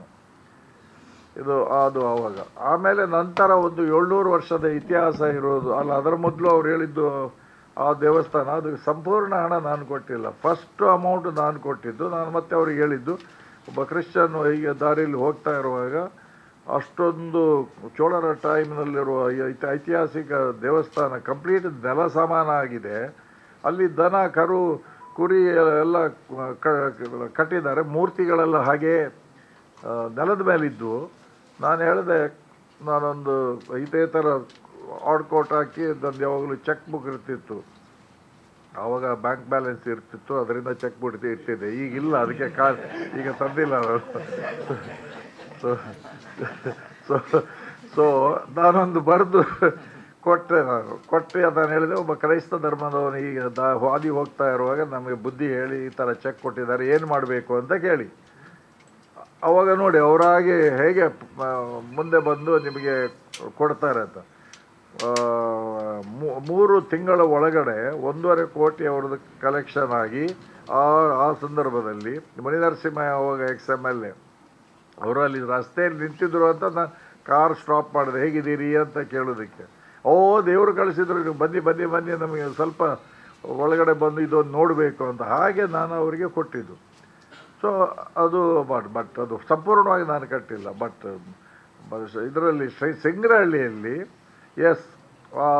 ಅದೊಂದು 700 ವರ್ಷದ ಇತಿಹಾಸದ ದೇವಸ್ಥಾನ ಇತ್ತು, ಭಾಳ ಚಿಕ್ಕ ಮಟ್ಟದಲ್ಲಿತ್ತು. ಅದು ಅವರು ಒಂದು ಆಸೆ ಪಡ್ತಾಯಿದ್ರು. 4,500ರಿಂದ 5,000ವರೆಗೆ ಇಲ್ಲಿ ಜನ ಸೇರ್ತಾರೆ, ಜಾತ್ರೆ ಆಗುತ್ತೆ ಪ್ರತಿ ವರ್ಷ, ಅದರಿಂದ ನಮಗೆ ನೀವು ಇದು ಹೆಲ್ಪ್ ಮಾಡಬೇಕು ಅಂದರು. ಆಯಿತು ಅಂತ ಹೇಳ್ಬಿಟ್ಟು ನನ್ನ ಮಗನಿಗೆ ನಾನು ಜವಾಬ್ದಾರಿ ವಹಿಸಿದೆ. ಯಾಕಂದರೆ ನಾನು ಹೊರದೇಶ ಇರೋದ್ರಿಂದ ಅವ್ರಿಗೆ ಸಂಪೂರ್ಣವಾಗಿ ಕಲ್ಲಿನಲ್ಲೇ ಕಟ್ಟಬೇಕು ಅಂದರು, ಕೆತ್ತಿ. ಆಯಿತು ಅಂದೆ. ಅದು ಭಾಳ ಒಂದು ಸೊಗಸಾಗಿ ಒಂದು ಉತ್ತಮ ಗುಣಮಟ್ಟದಲ್ಲಿ ಆ ದೇವಸ್ಥಾನದ ನಿರ್ಮಾಣ ಆಯಿತು. ಅದು ಉದ್ಘಾಟನೆ ಮಾಡೋಕ್ಕೆ ಬಂದಿದ್ದು ಬೇರೆ ಯಾರಲ್ಲ, ಧರ್ಮಸ್ಥಳ ಶ್ರೀ ವೀರೇಂದ್ರ ಹೆಗ್ಗಡೆ ಅವರು ನನಗೆ ಹೇಳಿದ ಮಟ್ಟದಲ್ಲಿ 1287, 1487 ಏನೋ ಅವ್ರು ಲಿಸ್ಟ್ ಮಾಡಿ ಇಟ್ಟಿದ್ದಾರೆ. ಅವರಿಗೆ ಉದ್ಘಾಟನೆಗೆ ಕರೆದರೂ ಕೂಡ ಅದಕ್ಕೆ ಹೋಗಿಲ್ಲ ಅವರು.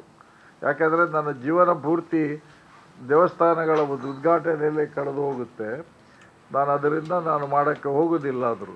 ಆದರೆ ನಾನು ಹೇಳಿದೆ, ಈ ಅದು 1487 ದೇವಸ್ಥಾನಗಳು ಬೇರೆ, ಇದು ಬೇರೆ. ಅವೆಂಚ ಅವರು ತುಳುನಲ್ಲೇ ಮಾತಾಡು, ಅವೆಂಚ ಕೊಲಸೊರೆ. ನಾನು ಅದಕ್ಕೆ ಉತ್ತರ ಕೊಟ್ಟೆ, ಎಲ್ಲಿಯಾದರೂ ಭಾರತದ ಇತಿಹಾಸದಲ್ಲಿ ಒಬ್ಬ ಬೇರೆ ಧರ್ಮದ ಫಾಲೋವರು ಇನ್ನೊಂದು ಧರ್ಮಕ್ಕೆ ಸಂಪೂರ್ಣವಾಗಿ ಮಂದಿರ ಅಥವಾ ಚರ್ಚು ಅಥವಾ ಮಾಸ್ಕನ್ನು ಕಟ್ಟಿ ಆ ಒಂದು ವರ್ಗದ ಸಮಾಜಕ್ಕೆ ನೀಡಿರುವ ಉದಾಹರಣೆ ಇದೆಯಾ ಅಂತ ಕೇಳಿದೆ. ಭಾರಿ ಒಂಜಿ ಎಡ್ಡೆ ಇರಂಕ್ ಎಕ್ಸಾಂಪಲ್ ಕೊರಿಯಾರ್ ಅಂಚಾಣ ಬರ್ಪೆ. ಹಾಗಾದರೆ ನಾನು ಬರ್ತೀನಿ. ಯಾಕೆಂದರೆ ಬೇರೆಯವರು ನನಗೆ ಯಾವಾಗ ಕೇಳಿದರೆ, ನೀವು ನಮ್ಮ ದೇವಸ್ಥಾನಗಳಿಗೆ ಬಂದಿಲ್ಲ, ಆ ದೇವಸ್ಥಾನ ಉದ್ಘಾಟನೆ ಮಾಡೋಕ್ಕೆ ಯಾಕೆ ಹೋಗಿದ್ದೀರಿ ಅಂತ ಹೇಳಿದ್ರೆ, ಅವರಿಗೆ ಒಂದು ಈ ಉದಾಹರಣೆಯನ್ನು ಹೇಳೋದಕ್ಕೆ ಸಾಧ್ಯ ಉಂಟು. ಯಾಕಂದರೆ ಈ ದೇವಸ್ಥಾನ ಬೇರೆ ಧರ್ಮದವರು ನಮ್ಮ ಹಿಂದೂ ಸಮಾಜಕ್ಕೆ ನೀಡಿರುವುದರಿಂದ ನಾನು ಉದ್ಘಾಟನೆ ಮಾಡಿ ಹೋಗ್ತಿರೋದು. ಹಾಗೆ ಬಂದರು ಅವರು, ಬಂದು ಭಾಳ ಒಂದು ಫುಲ್ ಡೇ ಅವರು ಸ್ಪೆಂಡ್ ಮಾಡಿದ್ದಾರೆ ಅವರು. ಸೊ ಇದು ಯಾಕೆ ನಾವು ಹೇಳ್ತೀವಿ ಅಂತ ಹೇಳಿದ್ರೆ, ನಾವು ಆ ಧರ್ಮ ಈ ಧರ್ಮ ಬಿಟ್ಟು ಮಾನವ ಧರ್ಮವನ್ನು ಎತ್ತಿ ಹಿಡಿದು, ನನಗೆ ಅದಕ್ಕೆ ನಾನು ಎಲ್ಲಿ ಹೋದರೂ ಕೂಡ ಇವೆಲ್ಲ ಇಷ್ಟೇ ಅಲ್ಲ, ಸುಮಾರು ನಾನು ಹೆಲ್ಪ್ ಮಾಡಿರೋದು ಮೇಜರ್ ಆಗಿ 34-35 ಅದರಲ್ಲಿ ಎದುರಿ ವರ್ಲ್ಡ್ ಬುಕ್ ಆಫ್ ರೆಕಾರ್ಡಲ್ಲಿ ಇಷ್ಟ ಆಗಿದೆ. ಅದು ನಿಮಗೆ ಅದು ಪುಸ್ತಕ ಸಿಕ್ಕಿದಾಗ ತಾವುಗಳು ಓದ್ಬೋದು. ದೇವಸ್ಥಾನಗಳಿಗೆ ಹೆಲ್ಪ್ ಮಾಡಿದ್ದೀನಿ, ಆದರೆ ಚರ್ಚ್ ನಾನು ಒಂದೇ ಒಂದು ಫುಲ್ ಕಟ್ಟಿಕೊಟ್ಟಿರೋದು. ಬಟ್ ಹೆಲ್ಪ್ ಮಾಡಿರೋದು ಸುಮಾರು ಚರ್ಚ್ಗಳಿದೆ ಎಲ್ಲ ಅನೇಕ ಜಿಲ್ಲೆಗಳಲ್ಲಿ, ಮತ್ತು ಬಿಹಾರದಲ್ಲೂ ಗೋವಾದಲ್ಲೂ ನಾನು ನೀಡಿದ್ದೀನಿ. ಬರೀ ನಮ್ಮ ರಾಜ್ಯ ಮಾತ್ರ ಅಲ್ಲ.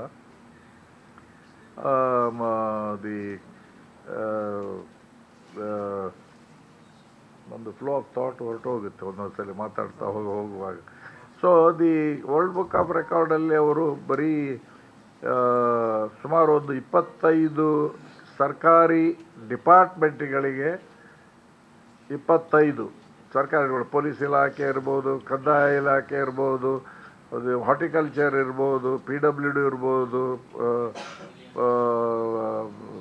ಎಜುಕೇಷನ್ ಇರ್ಬೋದು, ಈ ಥರ ಆರೋಗ್ಯ ಕ್ಷೇತ್ರ ಇರ್ಬೋದು. ಇಲ್ಲಿನೂ ಕೂಡ ಮಂಗಳೂರಲ್ಲಿ 1991ರಲ್ಲಿ ಲಿಂಕ್ ಆ್ಯಂಟಿ ಅಡಿಕ್ಷನ್ ಸಂಸ್ಥೆಯನ್ನು ಪ್ರಾರಂಭ ಮಾಡಿದ್ವಿ ನಾವು. ಆವಾಗ ನಮಗೆ ರೋಶ್ನಿ ನಿಲಯ MSW ಸ್ಟೂಡೆಂಟ್ಸ್ಗಳ ಮುಖಾಂತರ ನಾನು ಪಿವೋಟಲ್ ಸರ್ವೆಯನ್ನು ಕಂಡಕ್ಟ್ ಮಾಡೋದಕ್ಕೆ ಪ್ರತಿಯೊಂದು ಕಾಲೇಜ್ನಲ್ಲಿ, ಆವಾಗ 32 ಮುಖ್ಯವಾದ ಕಾಲೇಜುಗಳನ್ನು ನಾವು ಆರಿಸಿ, ಇದರಲ್ಲೆಲ್ಲ ನೀವು ಒಂದು ಸರ್ವೆ ಮಾಡಿ ಎಷ್ಟು ಜನ ಡ್ರಗ್ಸ್ ತಗೊಳ್ತಾರೆ, ಎಷ್ಟು ಜನ ಕೆಮಿಕಲ್ ಸಬ್ಸ್ಟೆನ್ಸ್ ಅಬ್ಯೂಸ್, ಅದು ಡ್ರಗ್ಸ್ ಇರ್ಬೋದು, ಅಥವಾ ಆಲ್ಕೋಹಾಲ್ ಇರ್ಬೋದು, ಅಥವಾ ಟೊಬ್ಯಾಕೊ ಇರ್ಬೋದು. 12% ಆವಾಗ ಡ್ರಗ್ಸ್ ಸೇವನೆ ಮಾಡುವ ಇದು ವಿಷಯ ತಿಳಿತು. ಆವಾಗ 1/3 ಅದರಲ್ಲಿ ಅಡಿಕ್ಟ್ ಆಗ್ತಾಯಿದ್ರು. ನಾನು ಎಣಿಸಿದೆ, ನಾನು ಹೊರದೇಶದಲ್ಲಿ ನೋಡಿದ್ದೀನಿ, ಯುರೋಪು USA ಎಲ್ಲ, ಅಲ್ಲಿನೂ ಕೂಡ ಇದರ ಬಗ್ಗೆ ಯಾರೂ ಗಮನ ಹರಿಸಿರಲಿಲ್ಲ. ಅಲ್ಲಿ ಅವ್ರದ್ದು ನ್ಯಾಷನಲ್ ಅಜೆಂಡಾದಲ್ಲಿ ಬೇರೆ ಇಂಪಾರ್ಟೆನ್ಸ್ ಇದ್ದಿದ್ದರಿಂದ ಅದಕ್ಕೇ ಒತ್ತು ಕೊಟ್ಟರು. ನಂತರದ ಸ್ಥಿತಿಯಲ್ಲಿ ಅವರಿಗೆ ಅರಿವು ಆಯಿತು, ಸುಮಾರು 45% ಯುವಕರು ಕೆಮಿಕಲ್ ಸಬ್ಸ್ಟೆನ್ಸ್ಗಳಿಗೆ ಅಡಿಕ್ಟ್ ಆಗ್ತಾ ಬರ್ತಾ ಇದ್ದಾರೆ. ಅಂದಮೇಲೆ ಏನು, ಮುಂದಿನ ಪ್ಲ್ಯಾನರು, ಮುಂದಿನ ಬ್ಯಾಂಕರು, ಮುಂದಿನ ಇಂಜಿನಿಯರು, ಮುಂದಿನ ಅಕೌಂಟೆಂಟು, ಮುಂದಿನ ಪ್ರೈಮ್ ಮಿನಿಸ್ಟ್ರು ಅಥವಾ ಮುಂದಿನ ಮಂತ್ರಿಗಳು ಯಾರೇ ಇರ್ಬೋದು, ಆ ಗುಂಪಿನಿಂದನೇ ಬರಬೇಕು. ಆವಾಗ ಎಚ್ಚೆತ್ಕೊಂಡು ಅವರು ಸುಮಾರು ಡಿಪಾರ್ಟ್ಮೆಂಟ್ಸ್ಗಳು ತೆರೆದ್ರು, ಸುಮಾರು ಟ್ರಕ್ ಲೋಡ್ ಆಫ್ ಮನಿ, ಹಣವನ್ನು ಒದಗಿಸಿದ್ರು ಅದನ್ನು ನಿವಾರಣೆ ಮಾಡೋದಕ್ಕೋಸ್ಕರ. ಅದನ್ನು ನನ್ನ ಮನಸ್ಸಲ್ಲಿ ಇದ್ದಿದ್ದರಿಂದ ನಾನು ಹೇಳಿದೆ, ಇದು ಅಲ್ಲಿಯ ತನಕ ಯಾಕೆ ಕಾಯಬೇಕು, prevention is better than cure. So ಅದರಿಂದ ನಾನು ಆವಾಗ ಅದನ್ನು ಸ್ಥಾಪನೆ ಮಾಡೋದಕ್ಕೆ ಹೊರಟೆ. ಅದರ ಪ್ರಾರಂಭದಿಂದ ಶ್ರೀ ಆಸ್ಟಿನ್ ಪೆರಿಸ್ ಇಲ್ಲಿ ಕೂತಿದ್ದಾರೆ, ಅವರು ನನ್ನ ಜೊತೆಯಲ್ಲೇ ಇದ್ದರು. ಮತ್ತು ಅನೇಕರು, ಕೆಲವು ಡಾಕ್ಟರ್ಸ್ಗಳು ಪ್ರಾರಂಭದಿಂದ ನಮ್ಮ ಜೊತೆಯಲ್ಲಿದ್ದರು, ಇವಾಗಲೂ ಇದ್ದಾರೆ. ಇವಾಗಲೂ ಕೂಡ ಒಬ್ಬ ಡಾಕ್ಟರ್ ಸತೀಶ್ ರಾವ್, ಅದು ಈಗ ವರ್ಕಿಂಗ್ ಪ್ರೆಸಿಡೆಂಟ್ ಆಗಿದ್ದಾರೆ. ಡಾಕ್ಟರ್ ರವೀಶ್ ತುಂಗನೂ ಕೂಡ ಭಾಳ ಫೇಮಸ್ ಡಾಕ್ಟರ್, ಅವರು ಜೊತೆಯಲ್ಲಿದ್ದಾರೆ. ಮತ್ತೊಬ್ಬರು ಡಾಕ್ಟರ್ ಇದ್ದರು KMCಯಿಂದ, ಅವರೀಗ ನೇಪಾಳಕ್ಕೆ ಅನೇಕ ವರ್ಷಗಳ ಹಿಂದೆಯೇ ಅವರಿಗೆ ಅಲ್ಲಿ ಟ್ರಾನ್ಸ್ಫರ್ ಮಾಡಿದರು, ಅಲ್ಲಿ KMC ಸಂಸ್ಥೆಯವರು. ಹೀಗೆ ಇದನ್ನು ಈಗ ಹೆಚ್ಚು ಕಮ್ಮಿ 36,000 ಕುಟುಂಬದವರಿಗೆ ನಾವು ಅದರಲ್ಲಿ ಸೇವನೆ ಮಾಡೋದಕ್ಕೆ ಸಾಧ್ಯ ಆಯಿತು. ಅದಕ್ಕೆ ಒಂದು ಆಸ್ಪತ್ರೆ ನಾನು ನೀಡೋದಕ್ಕೆ ನನ್ನ ಕಡೆಯಿಂದ ಸಾಧ್ಯ ಆಯಿತು. ಒಂದು 65 ಬೆಡ್ದು, 65-65 ಬೆಡ್ ಅರೌಂಡ್, ಹೌದು, ಅದೊಂದು ಹಾಸ್ಪಿಟ್ಲ್ ನಾನು ಕಟ್ಟಿ ಅವರಿಗೆ ಕೊಡೋದಕ್ಕೆ. ಹಾಗೆ ಶಿಕ್ಷಣ, ಇದು ಆರೋಗ್ಯ ಕ್ಷೇತ್ರದಲ್ಲಿ ಅನೇಕ ಇದೆ, ನಾನು ಅದು ಉದ್ದ ಹೇಳೋದಿಲ್ಲ. ಸೊ ಇದು ಏನಾಗುತ್ತೆ, ಇದು ಯಾತಕ್ಕೆ ಹೇಳ್ತಾ ಇದ್ದೀನಿ ಅಂತ ಹೇಳಿದರೆ, ನಿಮ್ಮ ಇಲ್ಲಿ ಎಲ್ಲ ವಿದ್ಯಾರ್ಥಿ ಸಂಘದಿಂದ ನೀವುಗಳು ಇರೋದರಿಂದ ಪ್ರತಿಯೊಂದು ನಮ್ಮ ಅಗತ್ಯಗಳಿಗೆ ನಾವು ಸಂಪೂರ್ಣವಾಗಿ ಸರ್ಕಾರವನ್ನೇ ಅವಲಂಬಿಸಿಕೊಂಡು ಇರಬೇಕಂತ ಅಗತ್ಯ ಇಲ್ಲ. ನಾವು ಹುಟ್ಟಿ ಬೆಳೆದು ಬಂದ ಸಮಾಜಕ್ಕೆ ಏನು ಮಾಡಬಲ್ಲೆವು ಅದನ್ನು ನಾವು ಯೋಚನೆ ಮಾಡಿ, ಅಷ್ಟು ಕೊಡಬೇಕು ಇಷ್ಟು ಕೊಡಬೇಕಂತಲ್ಲ, ಒಂದು ಸಣ್ಣ ಭಾಗ ಆದರೂ ನಾವು ಕೊಡುವ ಒಂದು ಪ್ರಯತ್ನ ಮಾಡಿದ್ದೇ ಆದರೆ ನಮ್ಮ ಸಮಾಜದಲ್ಲಿ ಯಾವುದಕ್ಕೂ ಕೊರತೆ ಇರುವುದಿಲ್ಲ. ಯಾರೂ ಕೂಡ ಒಂದು ಅಷ್ಟೊಂದು ತೀರ ಮಟ್ಟದ ಬಡತನ ಅಥವಾ ಏನು ಹೇಳ್ತಾರೆ ಬೇಡಿಕೆಗಳು ಇರೋದಿಲ್ಲ. ಅದರ ನಿವಾರಣೆ ಮಾಡೋದಕ್ಕೆ ಸಾಧ್ಯ ಆಗುತ್ತೆ. ಆ ಉದ್ದೇಶದಿಂದ ನಾನು ಇದನ್ನು ಭಾಳ ಬಾಲ್ಯದಿಂದಲೇ ನಾನು ನಮ್ಮ ತಂದೆಯವರ ಪ್ರೇರಣೆಯಿಂದ ನಾನು ಪ್ರಾರಂಭ ಮಾಡಿದ್ದು. ನಂತರ ನಾನು ಮದುವೆ ಆಗುವ ಸಂದರ್ಭದಲ್ಲಿ ಈ ಒಂದು ಒಪ್ಪಂದ ಮಾಡಿದ ಮೇಲೆ ಆ ಒಂದು ಹರಕೆಯನ್ನು ಏನು ಹೇಳ್ತೀರಿ, ಆ ಹರಕೆಯ ಮಾಡಿದ ನಂತರ ಅದು ನನಗೆ ಕಡ್ಡಾಯವಾಗಿ ಮಾಡುವ ಅವಕಾಶ ಸಿಕ್ತು. ಉದ್ಯಮ ಅದು ನಾನು ಒಂದ್ಸಲಿ ಅಲ್ಲಿ ಉದ್ಯಮ ಅಂತ ಹೇಳಿದ್ರೆ ಸ್ವಂತ ಉದ್ಯಮ.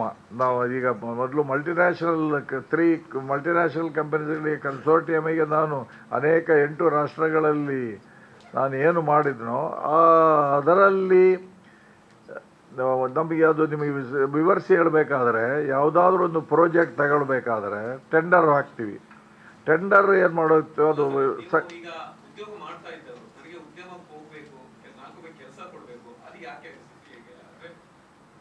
ಹೌದೌದು, ಅದು ಅಲ್ಲಿನೂ ಕೂಡ ನಾನು ಅನೇಕರಿಗೆ ರಿಕ್ರೂಟ್ ಮಾಡಿದ್ದೀನಿ. ಹೆಚ್ಚಾಗಿ ನಾನು ನಮ್ಮ ಮಂಗಳೂರು ಮತ್ತು ಕರ್ನಾಟಕದಿಂದ ಹೆಚ್ಚು ಜನರನ್ನು ಆರಿಸುವುದಕ್ಕೆ ಆ ರಿಕ್ರೂಟಿಂಗ್ ಏಜೆಂಟ್ಸ್ಗಳಿಗೆ ಮೂಲಕ ಅವರನ್ನು ನಮ್ಮ ಬಹುರಾಷ್ಟ್ರ ಕಂಪನಿಗಳಲ್ಲಿ ಕೆಲಸ ಸಿಗುವ ಹಾಗೆ ವ್ಯವಸ್ಥೆ ಮಾಡಿದ್ದೀನಿ ಆ ಸಂದರ್ಭದಲ್ಲಿ. ಅದು ಮಾಡಿದ್ದಲ್ಲದೆ ನಂತರದ ದಿನಗಳಲ್ಲಿ ಆಮೇಲೆ ಒಂದು ನನ್ನ 91 ನಂತರ ಹೇಗೆ ಬದ್ದೆ ಅಂತ ಹೇಳೋದಕ್ಕೆ ಮೊದಲು ಅದಕ್ಕೆ ಪೂರಕವಾದ ಸಂಗತಿ ನಿಮಗೆ ಹೇಳೋದಕ್ಕೆ ನಾನು ಅದನ್ನು ರಿಪೀಟ್ ಮಾಡ್ತೇನೆ. ನಿಮ್ಮ ಪ್ರಶ್ನೆ ಅರ್ಥ ಆಯಿತು ನನಗೆ. ಆ ಸಂದರ್ಭದಲ್ಲಿ ಏನು ಟೆಂಡರ್ ಮಾಡ್ತಿರೋ ಅದು ಬಡ್ಜೆಟ್ ಆಗುತ್ತೆ. ಆ ಬಡ್ಜೆಟದ್ದು ನಾನೊಬ್ಬ ಹೆಡ್ ಆಫ್ ಅಕೌಂಟ್ಸ್ ಅಥವಾ ಫೈನಾನ್ಷಿಯಲ್ ಕಂಟ್ರೋಲ್ ಅಥವಾ ಕಮರ್ಷಿಯಲ್ ಮ್ಯಾನೇಜರ್ ಆದರೆ ಆ ಬಡ್ಜೆಟನ್ನು ಮತ್ತು ತೋರಿಸಿರೋ ಪ್ರಾಫಿಟನ್ನು ನಾನು ಕಂಪನಿಗೆ ಕೊಡುವುದು, ಅದು ಒಂದು ರೀತಿಯ ಆಶ್ವಾಸನೆ ಕೊಟ್ಟ ಹಾಗೆ. ಯಾವಾಗ ನಿಮ್ಮ ಬುದ್ಧಿವಂತಿಕೆಯಿಂದ ಅಂದರೆ ಕಾಸ್ಟ್ ಕಂಟ್ರೋಲ್, ಕಾಸ್ಟ್ ಮಾನಿಟರಿಂಗ್, ಅದು ಕಾಸ್ಟ್ಗಳನ್ನು ಕಮ್ಮಿ ಮಾಡಿ ಮತ್ತು ಪ್ರಾಫಿಟನ್ನು ಹೆಚ್ಚು ಮಾಡೋದು ಒಂದು. ಎರಡನೇದು ವೇರಿಯೇಷನ್ ಆರ್ಡರ್ಗಳಲ್ಲಿ ಯಾವ ರೀತಿಯಲ್ಲಿ ಬುದ್ಧಿವಂತಿಕೆ ಉಪಯೋಗಿಸಿಕೊಂಡು ಹೆಚ್ಚಿನ ಆದಾಯ ಬರುವ ಹಾಗೆ ಮಾಡೋದು. ಇವೆರಡರಿಂದ ಏನು ಪ್ರಾಫಿಟ್ ಹೆಚ್ಚಾಗುತ್ತೋ ಆವಾಗ ಈ ಬಹುರಾಷ್ಟ್ರ ಕಂಪನಿಯವರು ಏನು ಮಾಡ್ತಿದ್ರು, ಒಂದು ಸಡನ್ ಪರ್ಸಂಟೇಜು ಹೆಚ್ಚಳ ಏನಾಗಿದೆ ಪ್ರಾಫಿಟಲ್ಲಿ, ಅದರಲ್ಲಿ ಒಂದು ಸಡನ್ ಪರ್ಸಂಟೇಜ್ ಬೋನಸ್ ಆಗಿ ಡಿಕ್ಲೇರ್ ಮಾಡೋರು. ಅದರಲ್ಲಿ 75% ಇಬ್ಬರಿಗೆ ಮಾತ್ರ, ಒಂದು ಕಮರ್ಷಿಯಲ್ CEO, ಒಂದು ಟೆಕ್ನಿಕಲ್ CEO, ಅವರು ಮುಖ್ಯಸ್ಥರು, ಅವರ ಪ್ರಯತ್ನದಿಂದ ಈ ಕಂಪನಿಗೆ ಹೆಚ್ಚಳವಾದ ಪ್ರಾಫಿಟ್ ನೀಡಿದೆ ಅಂತ ಕೊಡೋರು. ಅದು ಮಿಲಿಯನ್ಸ್ನಲ್ಲಿ ಸಿಗ್ತಾಯಿತ್ತು. ಅದರಿಂದ ನನ್ನ ಆದಾಯನೂ ಹೆಚ್ಚಾಗಿದ್ದರಿಂದ 91ರಲ್ಲಿ ಗಲ್ಫ್ ವಾರ್ ಯಾವಾಗ ಸ್ಟಾರ್ಟ್ ಆಯಿತು ಆವಾಗ ನಾನು ಇಲ್ಲಿ ಬಂದು ಬೆಂಗಳೂರಲ್ಲಿ ಜಾಗ ತಗೊಂಡು ಮೊದಲು ನನಗೆ ಎಲ್ಲ ನನ್ನ 8 ರಾಷ್ಟ್ರಗಳಲ್ಲಿ ಎಲ್ಲಿ ನಾನು ವಾಸ ಇದ್ದೋ ಸ್ನೇಹಿತರುಗಳಿದ್ದು ಅವರನ್ನೆಲ್ಲ ಕರ್ಕೊಂಡು ಬಂದು ನಾವೊಂದು ವಾಸದ ಸ್ಥಳ ಮಾಡಬೇಕು ಅಂತ ನನಗೆ ಆಸೆ ಆಯಿತು. ಬೆಂಗಳೂರು ನಾನು ಓದುವ ಸಂದರ್ಭದಲ್ಲಿ ಇದ್ದಿದ್ದು ಏನು ಗಾರ್ಡನ್ ಸಿಟಿ ಇತ್ತು, ಅದು ಅಂದಿನ ದಿನಗಳಲ್ಲಿ ನೋಡಿದಾಗ ಅಲ್ಲಿ pollution, traffic jam, congestion, garbage problem, maddening crowd ಇದೆಲ್ಲ ನೋಡಿಕೊಂಡು ಹಾಗಾದರೆ ನಾನು ಕಂಟ್ರಿ ಸೈಡ್ ಲಿವಿಂಗ್ ಯೋಚನೆ ಮಾಡೋದು ಒಳ್ಳೆಯದು ಅಂತ ಹೇಳ್ಬಿಟ್ಟು ಹೋಗಿ ಒಂದು ಟೌನ್ಶಿಪ್ಪನ್ನು ಕ್ರಿಯೇಟ್ ಮಾಡಿದೆ. ಅದು ಇಲ್ಲಿ ಇವರೆಲ್ಲ ಬಂದು ನೋಡಿದ್ದಾರೆ, ಅದರಿಂದ ಅವರಿಗೆ ಗೊತ್ತಿದೆ ನಾನು ಹೇಳ್ತಿದ್ದೇನೆ ಅಂತ. ಅದು ನೀವು ಕರ್ನಾಟಕದಲ್ಲಿ ಆ ಒಂದು ಮಟ್ಟದಲ್ಲಿ ಬಹುಶಃ ನೋಡೋದಕ್ಕೆ ಬೇರೆ ಸಿಗಲಿಕ್ಕಿಲ್ಲ. ನಾವು ಬರೀ ಹೊರದೇಶದಲ್ಲಿ ನೋಡಿಕೊಂಡು ಇಲ್ಲಿ ಲೋಕಲೈಸ್ ಆಗಿ ನಾವು ಅದನ್ನು ಮಾಡಿ ತೋರಿಸದೆ ಹೋದರೆ ನಮಗೆ ಯಾವುದೇ ನೈತಿಕ ಹಕ್ಕು ಇರುವುದಿಲ್ಲ ಬೇರೆಯವರಿಗೆ ನಾವು ಉಪದೇಶ ನೀಡೋದಕ್ಕೆ, ಅಡ್ವೈಸ್ ಮಾಡೋದಕ್ಕೆ. ಅದರಿಂದ ನಾನು ಯಾವಾಗಲೂ ನಡೆದಂತೆ ನುಡಿತೀನಿ ಹೊರತು ನಾನು ಹೇಳೋದಿಲ್ಲ. ಕೆಲವರು ನುಡಿದಂತೆ ನಡಿ ಅಂತ ಹೇಳ್ತಾರೆ, ನಾನಿಲ್ಲ, ಮೊದಲು ನಡೀತೀನಿ ಆಮೇಲೆ ನುಡಿತೀನಿ. ಸೊ ಅದು ಅಲ್ಲಿ ಮಾಡಿದೆ. ಒಂದು 5 ಸ್ಟಾರ್ ಹೋಟೆಲ್ ಮಾಡಿದೆ, ಅನೇಕರಿಗೆ ಉದ್ಯಮಗಳನ್ನು ಕೊಟ್ಟೆ. ಈ ಕಡೆ ಕಾಫಿ ತೋಟ ಇದೆ, ಅಲ್ಲಿನೂ ಕೂಡ ಎಲ್ಲರೂ ಇದ್ದಾರೆ. ಮತ್ತು UAEಯಲ್ಲಿ ಇನ್ವೆಸ್ಟ್ಮೆಂಟ್ಸ್ ಇದೆ. ಸೊ ಹಾಗೆ ಒಂದು ಉದ್ಯಮವನ್ನು ಮಾಡ್ಕೊಂಡಿದ್ದೀನಿ. ಕನಸು ಇದೆ, ಹೌದು. ಇಲೆಕ್ಷನ್ನ ಸ್ವಲ್ಪ ಮೊದಲು ಅನೇಕ ಇಲ್ಲಿಯ ಬೇರೆ ಬೇರೆ ಪಕ್ಷದ ಮಂತ್ರಿಗಳೆಲ್ಲ ಬಂದಾಗ ನನ್ನ ಮನೆಗೆ ಬರ್ತಾರೆ, ವಿಸಿಟ್ ಮಾಡ್ತಾರೆ. ಅವ್ರಿಗೆಲ್ರಿಗೂ ಅಲ್ಲಿ ಹೇಳೋದು ನಾನು ಇದೇ ಪ್ರತಿಯೊಂದು ನಾನು ಮೊದಲು ನಾನು ಇರುವ ಮನೆಯ ವಾತಾವರಣ ತೋರಿಸೋದು. ನಾನು 11th ಫ್ಲೋರಲ್ಲಿದ್ದೀನಿ, ಫುಲ್ ಫ್ಲೋರ್ ಇದೆ, 3 ಸುತ್ತ ವಾಟರ್ ಇದೆ, ಬೋಟ್ಗಳೆಲ್ಲ ಹೋಗ್ತಾ ಇದ್ದಾರೆ, ಸಮುದ್ರದ ನೀರು ಒಳಗಡೆ ತಂದು ಅದನ್ನು ಡೆವಲಪ್ ಮಾಡಿದ್ದಾರೆ. ಅಲ್ಲಿ ಒಂದು ಬೆಳೆದಿರುವ ಬಿಲ್ಡಿಂಗ್ಸ್ಗಳು, ಹೋಟೆಲ್ ಅಪಾರ್ಟ್ಮೆಂಟ್ಸು, ಟೂರಿಸಮ್ಮು ಮತ್ತು ಎಕಾನಮಿ ಒಂದು ಜನರೇಟ್ ಆಗ್ತಾ ಇರೋದು ತೋರಿಸಿದ್ದೀರಿ. DK ಶಿವಕುಮಾರ್ ಬಂದಾಗಲೂ ಕೂಡ ಇವರು ಯಾರು ನಮ್ಮ ಇಫ್ತಿಕಾರ್ ಇದ್ದರು, ಅವ್ರ ಜೊತೆಯಲ್ಲಿ ಖಾದರ್ ಅವರ ತಮ್ಮ ಸ್ಪೀಕರ್ ಸಾಹೇಬರು ಖಾದರ್ ಅವರ ಬ್ರದರು ಮತ್ತು ನಲಪಾಡ್ ಇದ್ದರು, ಅವ್ರ ಜೊತೆಯಲ್ಲಿ ಅವರು ಯೂತ್ ಕಾಂಗ್ರೆಸ್ ಪ್ರೆಸಿಡೆಂಟ್ ಆಗಿದ್ದರು, ಮೊಹಮ್ಮದ್ ನಲ್ಪಾಡ್ ಅಲ್ಲ, ಹೌದು. ಮತ್ತು ಸೌದಿಯಿಂದ ಒಬ್ಬರು ಅಫ್ಜಲ್ ಅಂತ ಹೇಳ್ಬಿಟ್ಟು ಬಂದಿರೋರು ಬಿಸ್ನೆಸ್ ಮ್ಯಾನು, ಮತ್ತು ಬಾರೇನಿಂದ ಮನ್ಸೂರ್ ಅದು, ಇವರೆಲ್ಲ ಜೊತೆಯಲ್ಲಿದ್ದರು. ನಾನು ಅವತ್ತೂ ಕೂಡ ಅದೇ ಮಾತನ್ನು ಹೇಳಿದೆ. ಶಿವಕುಮಾರ್ ನಾನು ಯಾವಾಗಲೂ ಅವರಿಗೆ ಅಡ್ರೆಸ್ ಮಾಡುವಾಗ ಏಕವಚನ ಅಲ್ಲ, ಈ ಸಲಿಗೆಂದಾನೆ ಅವರು ಕೊಲಾಸೋ ಅಂತಾರೆ, ನಾನು ಅವರಿಗೆ ಶಿವಕುಮಾರ್ ಅಂದೆ. ಶಿವಕುಮಾರ್ ಬಂದು ಇಲ್ಲಿ ಬಾಲ್ಕನಿಯಲ್ಲಿ ಕಂಪ್ಲೀಟ್ ನೋಡಿ ಅಂದೆ. ಆ ಕಡೆ ಈ ಕಡೆ ಸಮುದ್ರದ ನೀರು ಇಲ್ಲಿ ಒಳಗೆ ಬಂದಿದೆ.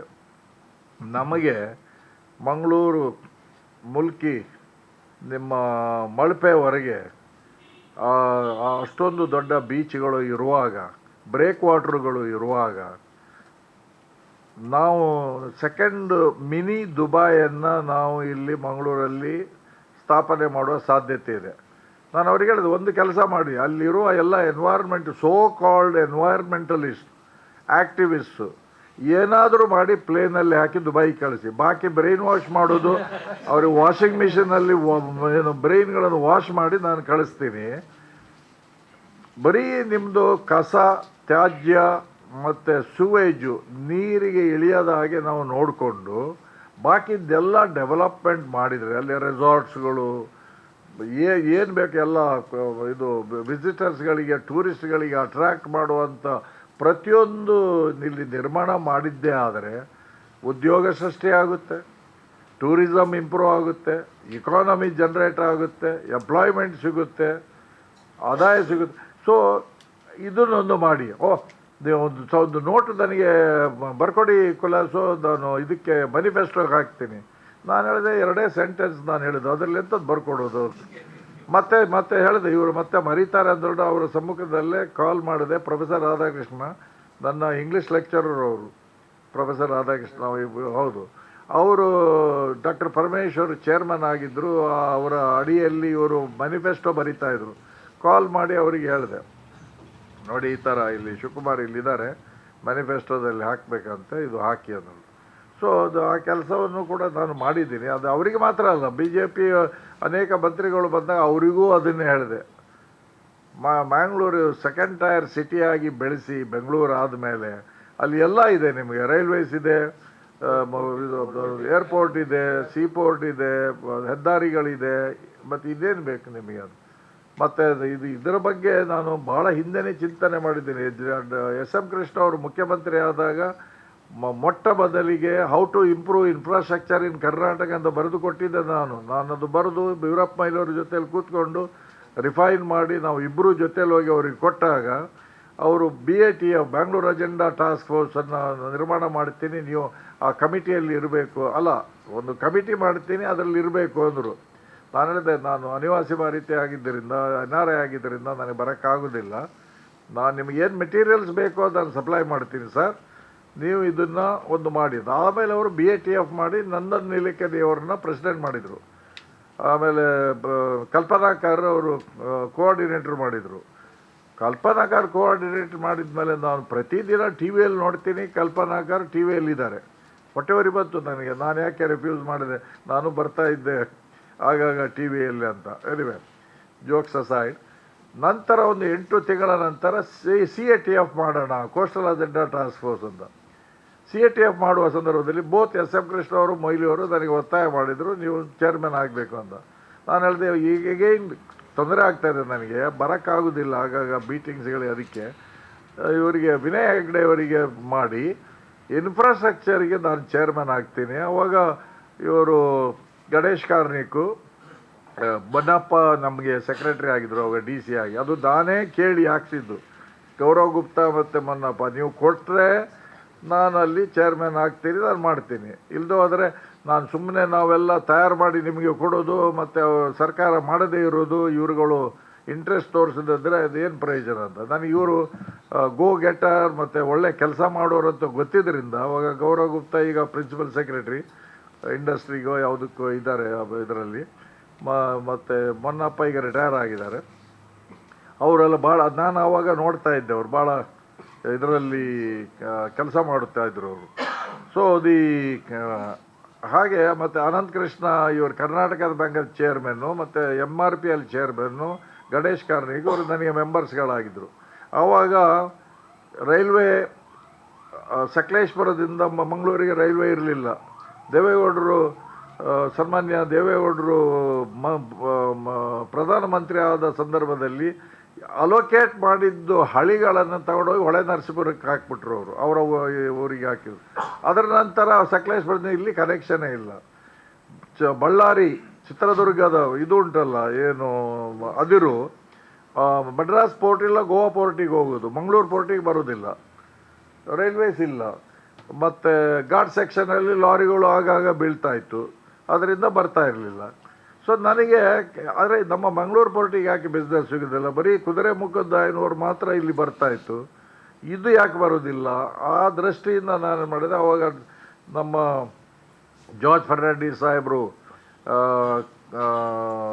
ಇದು NDA ಕೋಆರ್ಡಿನೇಟರ್ ಆಗಿದ್ದ ಸಂದರ್ಭದಲ್ಲಿ, ಮತ್ತು ನಿಮ್ಮ ಸೀಮಂತ್ ಕುಮಾರ್ ಅವಾಗ SP ಆಗಿದ್ದ ಸಂದರ್ಭದಲ್ಲಿ, ಮೊನ್ನಪ್ಪ DC ಆಗಿದ್ದ ಸಂದರ್ಭದಲ್ಲಿ ನಾವು 3 ಜನ ಹೋಗಿ ಅವರಿಗೆ ರಿಸೀವ್ ಮಾಡಿ ಹೆಲಿಪ್ಯಾಡಲ್ಲಿ ಬಂದು ಫಸ್ಟು ನಾನು ಇದು ಹೇಳಿದೆ ಅವರಿಗೆ. ನಾನು ಅವರಿಗೂ ಕೂಡ ನಮ್ಮಲ್ಲಿ ಇದು ಇರೋದಿಲ್ಲ, ಸಲಿಗೆಯಿಂದಲೇ ಮಾತಾಡೋದು. ಜಾರ್ಜ್ ಅಂತಲೇ ಕರಿತೀವಿ, ಅವರು ಮಂತ್ರಿ ಆದರೂ ಕೂಡ ಏನಾದರೂ ಕೂಡ ಅವರು ಹಾಗೆ ಕೊಲಾಸು ಅಂತಲೇ ಕರೀತಾರೆ. ಅಂದ ಮಾತ್ರಕ್ಕೆ ನಾವು ರೆಸ್ಪೆಕ್ಟ್ ಮಾಡೋದಿಲ್ಲ ಅಂತಲ್ಲ, ಅದೊಂದು ಆಧಾರದಿಂದ ಆಪ್ತರಾಗಿ ನಾವು ಮಾತಾಡುವ ರೀತಿ ಅದು. ಸೊ ಜಾರ್ಜ್ ನನಗೆ ಒಂದು ಸಹಾಯ ಮಾಡಬೇಕು, ನಾನೀಗ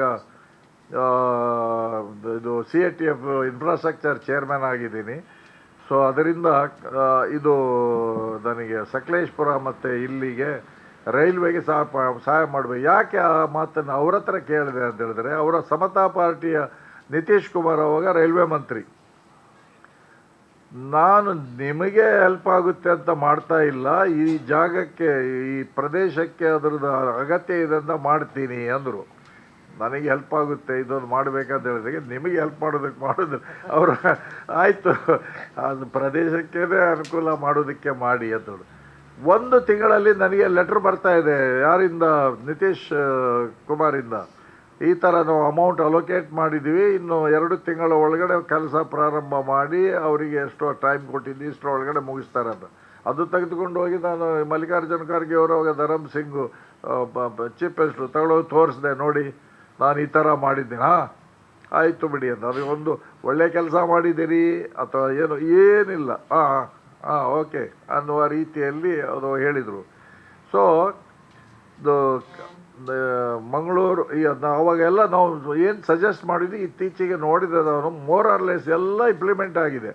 ಒಂದು ಮಂಗಳೂರು ಉಡುಪಿ ಡಬಲ್ ರೋಡ್ ಮಾಡೋದು, ಅವಾಗ ಅನೇಕ ಆಕ್ಸಿಡೆಂಟ್ಗಳಾಗ್ತಾಯಿತ್ತು. ಮಂಗಳೂರು ಕಾಸರಗೋಡು, ಮಂಗಳೂರು ಬಂಟ್ವಾಳ, ಈ 3 ಕಡೆ ಡಬಲ್ ರೋಡ್ ಆಗಬೇಕು.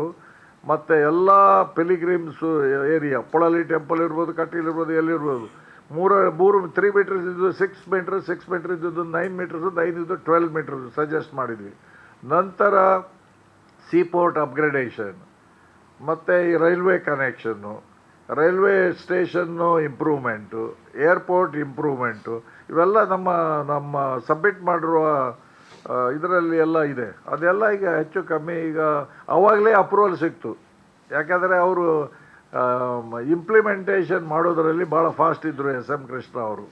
ಅವರ ನಾನು ಯಾವುದೇ ಒಂದು ಪಾರ್ಟಿಗೆ ಸೀಮಿತನಾಗಿರುವ ಮನುಷ್ಯ ಅಲ್ಲ. ನಾನು ಎಲ್ಲ ಪಾರ್ಟಿಯವರು ನನ್ನ ಹತ್ರ ಉತ್ತಮ ಸಂಬಂಧ ಇಟ್ಕೊಂಡಿದ್ದಾರೆ. ಬಟ್ ಯಾರು ಒಳ್ಳೆ ಕೆಲಸ ಮಾಡಿದ್ದಾರೆ ಅವರನ್ನು ನಾನು ಹೊಗಳುವುದು ನಮ್ಮ ಕರ್ತವ್ಯ. ಸೊ ಅದರಿಂದ ನೀವು ಕೇಳಿದ ಪ್ರಶ್ನೆಗೆ ಈಗ ನಿಮಗೆ ಉತ್ತರ ಸಿಕ್ಕಿದೆ ಅಂತ ಕಾಣುತ್ತೆ. ಸೊ ಈ ಪ್ರದೇಶದಲ್ಲಿ ಯಾವ ರೀತಿ ನಾವು ಇಂಪ್ರೂವ್ಮೆಂಟ್ ಮಾಡ್ಬೋದು ಎಸ್, ಸರ್ಕಾರದವರು ಇಲ್ಲಿ ಗಮನ ಕೊಡಬೇಕು.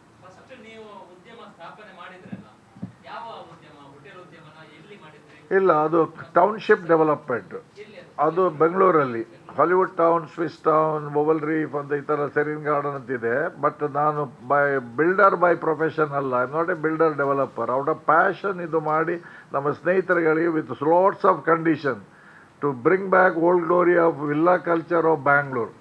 ಅಲ್ಲಿ ನನ್ನ ಕಂಡೀಷನ್ಸ್ಗಳೇ ಹೆಚ್ಚಿದೆ. ಅದರಲ್ಲಿ ಏನಂತೇಳಿದರೆ ಸುತ್ತ ಕಾಂಪೌಂಡ್ ವಾಲ್ ಕಟ್ಟುವ ಹೀಗಿಲ್ಲ, ಹೆಡ್ಜಸ್ಸು ಅಥವಾ ಬೋಗನ್ವಿಲ್ಲಾ ಕ್ರೀಪರ್ಸ್ ಮಾತ್ರ. That is the best layout ಅಂತ ನೋಡಿ ಈಗ ಎಲ್ಲ ಹೇಳ್ತಿದ್ದಾರೆ. ಅದು ಈಗ ನಾವು ವರ್ಣನೆ ಮಾಡೋಕ್ಕಿಂತ ಬಂದು ನೋಡಿದರೆ ಅಥವಾ ಗೊತ್ತಿಲ್ಲ ನನಗೆ, ಗೂಗಲಲ್ಲಿ ನಮ್ಮ ಮಗ ಹಾಕಿದಾರೋ ಅದರ ಬಗ್ಗೆ ಎಲ್ಲ ಗೊತ್ತಿಲ್ಲ. ಒಂದು ಸಕಲೇಶ್ಪುರದಲ್ಲಿ ತೋಟ ಇದೆ ಅಷ್ಟೇ, ಅಲ್ಲಿ ಏನು ಮಾಡಿಲ್ಲ. ಹೌದು, ನಮ್ಮದು ಉದ್ಯಮ ಇಲ್ಲ, ಅಲ್ಲೆಲ್ಲ ಇನ್ವೆಸ್ಟ್ಮೆಂಟ್ಸ್ಗಳಿದೆ. ಅಲ್ಲಿ ಇನ್ವೆಸ್ಟ್ಮೆಂಟ್ಸ್ಗಳಿದೆ.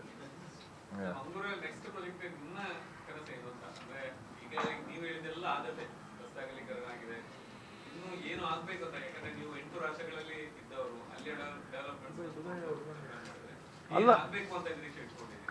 ಎಲ್ಲಿ ಮಂಗಳೂರು ಬಗ್ಗೆ ಅದನ್ನೇ ಹೇಳಿದ್ನಲ್ಲ. ಇಲ್ಲಿ ಇದನ್ನ ಮಂಗಳೂರನ್ನ ಬೆಂಗಳೂರು ನಂತರ ಸೆಕೆಂಡ್ ಟೈರ್ ಸಿಟಿಯಾಗಿ ನಿರ್ಮಾಣ ಮಾಡಬೇಕಾದ್ರೆ ಇಲ್ಲಿ ಮೊದಲು ಈಗ ಸಂಪರ್ಕದ ವಿಷಯದಲ್ಲಿ ಈಗ ಎಲ್ಲ ಹೆಚ್ಚು ಕಮ್ಮಿ ಆಗಿದೆ. ರೈಲ್ವೇಸ್ ಇದೆ, ಏರ್ಪೋರ್ಟ್ ಇದೆ, ಸೀಪೋರ್ಟ್ ಇದೆ, ನಿಮ್ಮ ನ್ಯಾಷನಲ್ ಹೈವೇಸ್ಗಳಿದ್ದಾವೆ, ಅದೆಲ್ಲ ಇದ್ದಾವೆ. ಈಗ ಆಗಬೇಕಾಗಿದ್ದೀಗ ಟೂರಿಸಮನ್ನು ಬೆಳೆಸಿದರೆ ತನ್ನಷ್ಟಕ್ಕೆ ಇಲ್ಲಿ ಅನೇಕ ಬಹುರಾಷ್ಟ್ರ ಕಂಪನಿಗಳು ಕೂಡ ಬರ್ತದೆ. ಇದು ಒಂದು ಇದು ಮಾತ್ರ ಅಲ್ಲ, ನಾನು ಈಗ ಮೊದಲು ಒಂದು ಹೇಳ್ತಾ ಇದ್ದಲ್ಲ, ಇಲ್ಲಿಯ ವಾತಾವರಣದ ಬದಲಾವಣೆ ಆಗಬೇಕು. ಇಲ್ಲಿ ಏನಾಗಿದೆ, ಅಲ್ಲಿ ಫಾರಿನ್ ಕಂಟ್ರೀಸ್ಗಳಲ್ಲಿ ಮಂಗಳೂರಲ್ಲಿ ಇನ್ವೆಸ್ಟ್ಮೆಂಟ್ ಮಾಡೋದು ಬಹಳ ಒಂದು ಸಮಸ್ಯೆದ ಇದು ಪರಿಸ್ಥಿತಿ. ಯಾಕೆ ಅಂತ ಹೇಳಿದ್ರೆ ಇಲ್ಲಿ ಕೋಮು ಸೌಹಾರ್ದತೆಗೆ ಧಕ್ಕೆ ಇದೆ. ಎಲ್ಲಿಯ ತನಕ ಒಂದು ಐಕ್ಯತೆ, ಭಾವೈಕ್ಯತೆ, ಸಾಮರಸ್ಯ ಇವೆಲ್ಲ ಇಲ್ವೋ ಅಲ್ಲಿ ಒಬ್ಬ ಶಾಂತಿಯಿಂದ, ಘನತೆಯಿಂದ, we say that peace and dignity ವಾಸ ಮಾಡೋದು ಕಷ್ಟ ಆಗುತ್ತೆ. ಅಂಥ ವಾತಾವರಣ ಇರುವಾಗ ಸಣ್ಣ ಸಣ್ಣ ವಿಷಯಗಳಲ್ಲಿ ಕೋಮು ಗಲಭೆಗಳಾಗೋದು ಅಥವಾ ಸ್ಟ್ರೈಕ್ ಆಗೋದು ಅಥವಾ ಹೊಡೆತ ಬಡಿತ ಮತ್ತು ಹೋಗಿ ಎಲ್ಲ ಧ್ವಂಸ ಮಾಡೋದು ಇದೆಲ್ಲ ಇದ್ದಾಗ ಯಾರೂ ಇನ್ವೆಸ್ಟರ್ಸ್ಗಳು ಮುಂದೆ ಬರೋದಕ್ಕೆ ಹೆದರ್ತಾರೆ. ಅದು ಯಾಕೆ, why should I choose that place to invest my money, ನಾವು ಬೇರೆ ಕಡೆ ಯಾಕೆ ಮಾಡಬಾರ್ದು, ಹಾಗೆ ಬೇರೆ ಕಡೆ ಹೋಗ್ತಾರೆ. ಮೊದಲು ದಯವಿಟ್ಟು ನೀವೆಲ್ಲ ಪತ್ರಕರ್ತರು, ನೀವು ಒಂದು ನಮ್ಮ ಸಂವಿಧಾನದ ಒಂದು ಘನವಾದ ಪಿಲ್ಲರ್, ನೀವು ಒಂದು ಸ್ತಂಭಗಳು. ನೀವು ಈ ಪರಿಸ್ಥಿತಿಯನ್ನು ಬದಲಾಯಿಸ್ಬೋದು. ಯಾವುದೇ ಒತ್ತಡಕ್ಕೆ ಮಣಿಯದೆ, ಯಾವುದೇ ಒಂದು ರಾಜಕೀಯ ಪಕ್ಷಕ್ಕೆ ಒಲವನ್ನು ತೋರಿಸದೆ, ನೀವು ಒಂದು ವೇಳೆ ಈ ಸಾಮರಸ್ಯತೆ ಮತ್ತು ಐಕ್ಯತೆಯನ್ನು ಮೂಡಿಸುವುದಕ್ಕೋಸ್ಕರ ನಿಮ್ಮ ಪತ್ರಿಕೆಗಳಲ್ಲಿ ಆಗಾಗ ಇದಕ್ಕೆ ಒತ್ತೆಯನ್ನು ನೀಡಿದ್ದೇ ಆದರೆ ಖಂಡಿತವಾಗಿ ಇಲ್ಲಿಯ ವಾತಾವರಣ ಬದಲಾವಣೆ ಆಗುತ್ತೆ ಮತ್ತು ಇನ್ವೆಸ್ಟ್ಮೆಂಟ್ಗಳಿಗೆ ಪೂರಕವಾಗಿರುತ್ತೆ ಮಂಗಳೂರು. ಎಸ್, ಆವಾಗ ನೀವು ಈ ಕನಸುಗಳನ್ನು ನಾವು ಕಾಣ್ಬೋದು. ಜಾಂತರದ ವ್ಯತ್ಯಾಸ ಒಂದು ವರ್ಡಲ್ಲಿ ಹೇಳಬೇಕಾದ್ರೆ, ಅಲ್ಲಿ ಈಗ ಒಂದು ಪ್ರಾಪರ್ಟಿ ನಾನು ತಗೊಳ್ಬೇಕಾದ್ರೆ ನಾನು ಸಬ್ ರಿಜಿಸ್ಟ್ರಾರ್ ಆಫೀಸ್ಗೆ ಹೋದರೆ ಅಲ್ಲಿ ಇನ್ನೊಬ್ಬ ಯಾರು ಓನರ್ ಇದ್ದಾರೋ ಅವನಿಂದ ಕೊಂಡ್ಕೊಳ್ತೇನಲ್ಲ, ಒಂದು ಪೇಜಿದ್ದು ಪೇಪರ್, ಒಂದು ಟೈಟಲ್ ಡೀಡ್ ಅಂತ ಅರ್ಥ. ನೀವು ದುಡ್ಡೆಲ್ಲ ಕೊಟ್ಟಾದಮೇಲೆ ಅವನ ಹತ್ರ ಇದ್ದು ಒರಿಜಿನಲ್ ಅದೇನಿದೆ ಟೈಟಲ್ ಡೀಡ್ ತಗೊಂಡು ಅವರು ಶ್ರೆಡೆಡ್ ಮಿಷಿನಲ್ಲಿ ಹಾಕ್ತಾರೆ. ನನಗೊಂದು ಪ್ರಿಂಟ್ ಮಾಡಿ ನನ್ನ ಹೆಸರಲ್ಲಿ ಕೊಡ್ತಾರೆ. ಅಷ್ಟೊಂದು ಸುಲಭದ ಡೀಲು ಅರ್ಧ ಗಂಟೆಯಲ್ಲಿ ಇಲ್ಲಿ ಇಷ್ಟು ದೊಡ್ಡ ಫೈಲು, ಅದು ಫ್ಯಾಮಿಲಿ ಟ್ರೀ, ಅವರು ಅಜ್ಜರು ಅವರು ಸೈನ್ ಮಾಡಿದಾರೋ ಇವರು ಸೈನ್ ಮಾಡಿದಾರೋ, ಅದು ಮ್ಯುಟೇಷನ್ ಇದೆಯೋ, ಅದಕ್ಕೆ RTC ಇದೆಯೋ, ಅದಕ್ಕೆ ಇದು ILR ಇದೆಯೋ, ಇಂಡೆಕ್ಸ್ ಆಫ್ ಲ್ಯಾಂಡ್ ಇದೆಯೋ, ರೆಕಾರ್ಡ್ ಆಫ್ ರೈಟ್ಸ್ ಉಂಟೋ. ಓ ದೇವರೇ, ನಾನು ಇಲ್ಲಿ ಬಂದು ನಾನು ಹುಚ್ಚ ಆಗೋದು. ನಾನು ಟೌನ್ಶಿಪ್ ಮಾಡಬೇಕಾದ್ರೆ ಪಟ್ಟಿದ್ದು ನಾನು ಕಷ್ಟ ನೋಡಿದರೆ ಆದರೂ ಬಿಡಲಿಲ್ಲ. ಛಲ ಹಿಡಿದು ನಾನು ಕಲ್ತ್ಕೊಂಡೆ. ಆಯಿತು, ಇಲ್ಲಿಗೆ ಬಂದ ಮೇಲೆ ನಾನು ಇಲ್ಲಿಯವನಾಗೆ ಬಾಳಬೇಕು ಹೊರತು ಆ ಫಾರಿನ್ ಸ್ಟೈಲಲ್ಲಿ ಮಾತಾಡಿದ್ರೆ ನೀವು ಫಾರಿನ್ ಸ್ಟೈಲಲ್ಲಿ ಮಾತಾಡಬೇಡಿ, ಇಲ್ಲಿದ್ದು ಏನಿದೆಯೋ ನಮ್ದು ಇದು ಮಾಡಿ ಮೊದಲು, ಆವಾಗ ಮಾತ್ರ ನಿಮ್ಮ ಕೆಲಸ ಆಗುತ್ತೆ ಅಂತ ಮೊದಲೇ ನನಗೆ ವಾರ್ನಿಂಗ್ ಸಿಕ್ತು. ಅದರಿಂದ ನಾನು ಕೂಡ ಇಲ್ಲಿ ಬಂದಾಗ ಲೋಕಲ್ ಆಗಿ ಪರಿವರ್ತನೆ ಆಯಿತು. ಸೊ ಮತ್ತು ಆಡಳಿತದಲ್ಲಿ ಅಲ್ಲೆಲ್ಲ ಈಗಂತೂ ಡಿಜಿಟಲ್ಲು ಆ್ಯಂಡ್ ಇದೆಲ್ಲ ಮಾಡಿದ್ರಿಂದ ನಾವು ಮನೆಯಿಂದಲೇ ಎಲ್ಲ ಏನು ಕೇಳಿದರೂ ನಮಗೆ ಬರುತ್ತೆ, ಯಾವ ಸರ್ಟಿಫಿಕೇಟ್ ಬೇಕು ಕೇಳಿದರೂ ಬರುತ್ತೆ. ಅದರಿಂದ ನಾವು ಅಲ್ಲಿ ಹೋಗಿ ಕ್ಯೂ ನಿಲ್ಲಬೇಕು, ಕಷ್ಟಪಡಬೇಕು ಅನ್ನೋದಿಲ್ಲ. ಪೇಮೆಂಟು ಕೂಡ ನೀವು ಇದರ ಮುಖಾಂತರನೇ ಮಾಡ್ತೀರಿ. ಇಲ್ಲಿ ಆ ಥರ ಅಲ್ಲ, ಪ್ರತಿ ಡೆಸ್ಕಿಂದ ಡೆಸ್ಕಿಗೆ ಹೋಗಿ ಸಲ ಮಾಡೋದು, ಅವನಿಗೆ ಟೇಬಲ್ ಅಡಿಯಲ್ಲಿ ಕೊಡಬೇಕು, ಮತ್ತು ಟೇಬಲ್ ಮೇಲೆ ಕೊಡಬೇಕು, ಸೈಡಲ್ಲೂ ಕೊಡಬೇಕು. ಸೊ ಈ ಥರ 3-4 ಸೈಡಲ್ಲಿ ಕೊಡಬೇಕು. ಇದು ನಮ್ಮ ದೇಶದ ಪರಿಸ್ಥಿತಿ ಬದಲಾವಣೆ ಇಲ್ಲ. ಪ್ರಧಾನಮಂತ್ರಿಯಿಂದ ಹಿಡಿದು ಎಲ್ಲ ಮಂತ್ರಿಗಳು ಹೇಳೋದು ನಾ ಕಾವುಂಗ ನಾ ಕಾನೇ ದೂಂಗ, ಅದು ಡೈಲಾಗ್ ಮಾತ್ರ. ಎಲ್ಲರೂ ಕಾತಾಯ, ಎಲ್ಲರೂ ತಗೊಳ್ತಾರೆ. ಸೊ ಈ ಥರ ಆಗಿದೆ. ಪ್ರತಿಯೊಂದು ಸರ್ಕಾರ ಬಂದಾಗ ನೋಡಿದ್ದೀನಿ, ಒಂದು ಸರ್ಕಾರದಿಂದ ಇನ್ನೊಂದು ಸರ್ಕಾರ ಅವರ ಬ್ರೈಬರಿ ರೇಟು ಏರುತ್ತೆ ವಿನಃ ಅದನ್ನು ಉದಾಹರಣೆಯಾಗಿ ತೆಗೆದುಕೊಂಡು ಆ ಸರ್ಕಾರವನ್ನು ಬೀಳಿಸೋದಕ್ಕೆ ಪ್ರಯತ್ನ ಪಟ್ಟರೂ ಕೂಡ ಅವರು ಅಧಿಕಾರಕ್ಕೆ ಬಂದ ಮೇಲೆ ಒಂದೇ ಅದೇ ಲೆವೆಲಲ್ಲಿ ಇರ್ತಾರೆ. ಇಲ್ಲ ಆದರೆ ಇದು ಸ್ವಲ್ಪ 5% ಮೇಲೆ ಹೋಗ್ತಾರೆ ಹೊರತು ಕೆಳಗೆ ಬಂದಿಲ್ಲ. ಇದು ಸತ್ಯವಾದ ಸಂಗತಿ. ಯಾಕಂದರೆ ನಾವು ಡೀಲ್ ಮಾಡ್ತಾ ಇದ್ದೀವಲ್ಲ, ನಮಗೆ ಚೇಂಜ್ ಆಫ್ ಲ್ಯಾಂಡು ಬೇಕು, ಸೇಲ್ ಪರ್ಮಿಷನ್ಗಳು ಬೇಕು, NOCಗಳು ಬೇಕು, ಅಪ್ರೂವಲ್ಸ್ಗಳು ಬೇಕು, ಕನ್ವರ್ಷನ್ ಬೇಕು. ಆವಾಗ ನಮ್ಗೆ ಗೊತ್ತಿದೆ ಯಾರು ಮಂತ್ರಿ ಆಗಿದ್ದಾಗ ಹೇಗೆ ನಡೀತಾ ಇತ್ತು ಅಂತ. ಕೆಲವರು ಇದ್ದಾರೆ, ಒಂದು ಪೈಸಾ ತಗೊಳ್ತಾ ಇಲ್ಲ, ನಿಷ್ಠೆಯಿಂದ ಕೆಲಸ ಮಾಡಿದ್ರು. ಟ್ರಾನ್ಸ್ಫರ್ಗಳಿಗೀಗ ಪೊಲೀಸ್ ಇಲಾಖೆ ಎಲ್ಲರೂ ಪೊಲೀಸ್ ಹೇಳ್ತಾರೆ, ಏನು ಒಂದು ಪೈಸಾ ಕೊಡದೆ ನಮ್ಮದು ಟ್ರಾನ್ಸ್ಫರ್ ಆಗ್ತಾಯಿದೆ ಸರ್ ಅಂತ.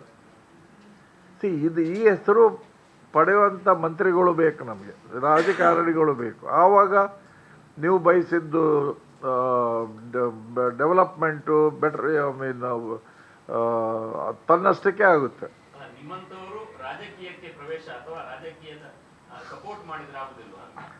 ನಮ್ಮಂಥವರು ರಾಜಕೀಯ ಬೇಸರ ಮಾಡಬಾರ್ದು. ಈಗ ರಾಜಕಾರಣಿಗಳು ಇದ್ದರೂ ಕೂಡ ಮತ್ತೆ ಸ್ಮಶಾನ ಅಷ್ಟೇ ಅಂತರದಲ್ಲಿ ದೂರ ಇಟ್ಟಿದ್ದೀವಿ.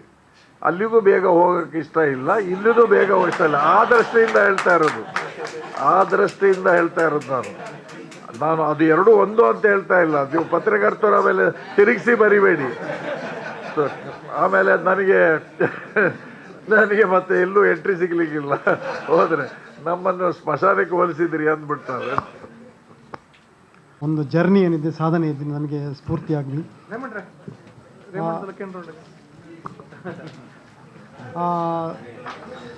ಮಂಗಳೂರಿನ ಬಗ್ಗೆ ಮಾತಾಡುವಾಗ ತಾವು ಹೇಳಿದರೆ ಇಲ್ಲಿ ಕೆಲವೊಂದು ಘಟನಾವಳಿಗಳಿಂದ ಇಲ್ಲಿ ಹೂಡಿಕೆಗಳು ಕಮ್ಮಿ ಆಗ್ತಾ ಇವೆ, ಬರ್ತಾ ಇಲ್ಲ ಅಂತೇಳಿ. ನಾವು ಪತ್ರಕರ್ತರು ಇದರ ಬಗ್ಗೆ ಜಾಗೃತರಾಗಬೇಕು ಅಂತೇಳಿ ತಾವು ಸೂಚ್ಯವಾಗಿ ಹೇಳಿದರೆ. ಆದರೆ ನಾವು ಕಳೆದ 5-6 ವರ್ಷಗಳಿಂದ ಬ್ರ್ಯಾಂಡ್ ಮಂಗಳೂರು ಎನ್ನುವ ಒಂದು ಕಾನ್ಸೆಪ್ಟ್ನ ಅಡಿಯಲ್ಲಿ ನಾವು ಅನೇಕ ಕೆಲಸ ಕಾರ್ಯಗಳನ್ನು ಮಾಡಿದ್ವಿ. ಬ್ರ್ಯಾಂಡ್ ಮಂಗಳೂರು ಎನ್ನುವ ಒಂದು ಪ್ರಶಸ್ತಿಯನ್ನು ಕೂಡ ನಾವು ಮಂಗಳೂರು ದಕ್ಷಿಣ ಕನ್ನಡ ಜಿಲ್ಲಾ ಕಾರ್ಯನಿರತ ಪತ್ರಕರ್ತರ ಸಂಘದಿಂದ ಕೊಡ್ತಾ ಇದ್ವಿ. ಆ ಪ್ರಶಸ್ತಿ ಹೇಗಿರ್ತದೆ ಅಂತ ಹೇಳಿದ್ರೆ, ಯಾರು ಕೋಮು ಸೌಹಾರ್ದತೆಗೆ ಒಂದು ಪೂರಕವಾಗಿ ಒಂದು ವರದಿಗಳನ್ನು, ಲೇಖನಗಳನ್ನು ಬರೀತೇವೆ, ಅದರಲ್ಲಿ ನಾವು ಆಹ್ವಾನ ಮಾಡಿ ನಾವು ಅವರಿಗೆ ಒಂದು ಬ್ರ್ಯಾಂಡ್ ಮಂಗಳೂರು ಎನ್ನುವಂತಹ ಒಂದು ಪ್ರಶಸ್ತಿಗಳನ್ನು ನಾವು ಘೋಷಣೆ ಕೊಡ್ತಾ ಇದ್ವಿ. ಕಳೆದ 5-6 ವರ್ಷಗಳಿಂದ ಈ ಒಂದು ಪ್ರಕ್ರಿಯೆ ನಡೀತಾ ಇದೆ. ಇದು ಒಂದಷ್ಟು ಸುಧಾರಣೆಗಳನ್ನು ತರಲಿಕ್ಕೆ ಇಲ್ಲಿ ಸಾಧ್ಯವಾಗಿದೆ ಅಂತ ಹೇಳುವಂಥದ್ದನ್ನು ತಮ್ಮ ಗಮನಕ್ಕೆ ತರ್ತಾ ಇದ್ದೀನಿ ಸರ್. ಧನ್ಯವಾದಗಳು ಸರ್. ತಮ್ಮ ಸುದೀರ್ಘ ಒಂದು ಜರ್ನಿಯ ಬಗ್ಗೆ ನಮಗೆ ಒಂದು ಸವಿಸ್ತಾರವಾದ ಮಾಹಿತಿಯನ್ನು ಕೊಟ್ಟು ನಮಗೆ ಸ್ಫೂರ್ತಿಯ ಮಾತುಗಳನ್ನು ಆಡಿದಿರಿ. ತಮಗೆ ಮಂಗಳೂರು ಪ್ರೆಸ್ ಕ್ಲಬ್ ವತಿಯಿಂದ ತುಂಬ ಹೃದಯದ ಧನ್ಯವಾದಗಳನ್ನು ಹೇಳ್ತೇನೆ. ಇನ್ನು ಬಹುಶಃ ಒಂದೆರಡು ದಿನಗಳಲ್ಲಿ ತಾವು ಮತ್ತೊಮ್ಮೆ ದೊಡ್ಡ ಪುರಸ್ಕಾರಕ್ಕೆ ಪಾತ್ರರಾಗ್ತೀರಿ ಎನ್ನುವಂತಹ ಒಂದು ಮಾತುಗಳನ್ನು ನಾನು ತಿಳ್ಕೊಂಡಿದ್ದೇನೆ. ಬಹುಶಃ ಇವತ್ತು ಅನೌನ್ಸ್ ಆಗುವ ಸಾಧ್ಯತೆ ಕೂಡ ಇದೆ. ಎಲ್ಲದಕ್ಕೂ ಧನ್ಯವಾದಗಳು. ಈ ಕಾರ್ಯಕ್ರಮವನ್ನು ಉದ್ಘಾಟಿಸಿ ನಮ್ಮ ಜೊತೆ ಇಷ್ಟೊತ್ತು ಭಾಗವಹಿಸಿ ನಮಗೆ ಹಿತನುಡಿಗಳನ್ನು ನೀಡಿಸಿದ ಶ್ರೀಯುತ ರೋನ್ಸ್ ಬಂಟ್ವಾಳ ಇವರಿಗೆ ಹಿಲರಿ ಕ್ರಸ್ತ ಅವರು ಸ್ಮರಣಕ್ಕೆ ನೀಡಿ ಗೌರವಿಸಬೇಕು ಅಂತೇಳಿ ಕೇಳ್ಕೊಳ್ತಾ ಇದ್ದೇನೆ.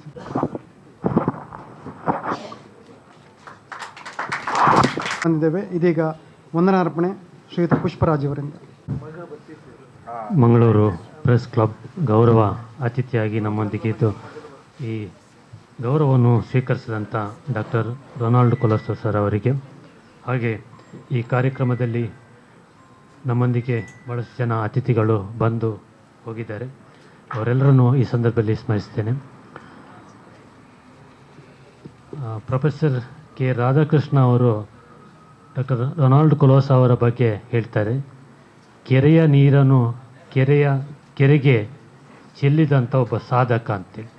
ಜಗತ್ತಿನ ಭಾಳಷ್ಟು ರಾಷ್ಟ್ರಗಳಿಂದ ಮನ್ನಣೆಯನ್ನು ಪಡೆದುಕೊಂಡಂಥ ರೊನಾಲ್ಡ್ ಕೊಲೊಸೊ ಅವರು ತಾವು ಹುಟ್ಟಿ ಬೆಳೆದ ಊರನ್ನು ಮರೆತಿಲ್ಲ, ತಾವು ಬೆಳೆದು ಬಂದಂಥ ದಾರಿಯ ಕಡೆಗೆ ಮತ್ತೆ ನೋಡ್ತಾ ಹೋಗ್ತಾರೆ ಅಂತ ರೊನಾಲ್ಡ್ ಕೊಲೊಸೊ ಅವರನ್ನು ನಮ್ಮ ಪ್ರೆಸ್ ಕ್ಲಬ್ ವತಿಯಿಂದ ಇವತ್ತು ಗೌರವಿಸಲಿಕ್ಕೆ, ಸನ್ಮಾನ ಮಾಡಲಿಕ್ಕೆ ಮತ್ತು ಅವರ ಜೊತೆ ಸಂವಾದ ಮಾಡಿದಂಥ ಸಂದರ್ಭದಲ್ಲಿ ಭಾಳಷ್ಟು ವಿಷಯಗಳನ್ನು ನಾವು ತಿಳಿದುಕೊಂಡಿದ್ದೇವೆ.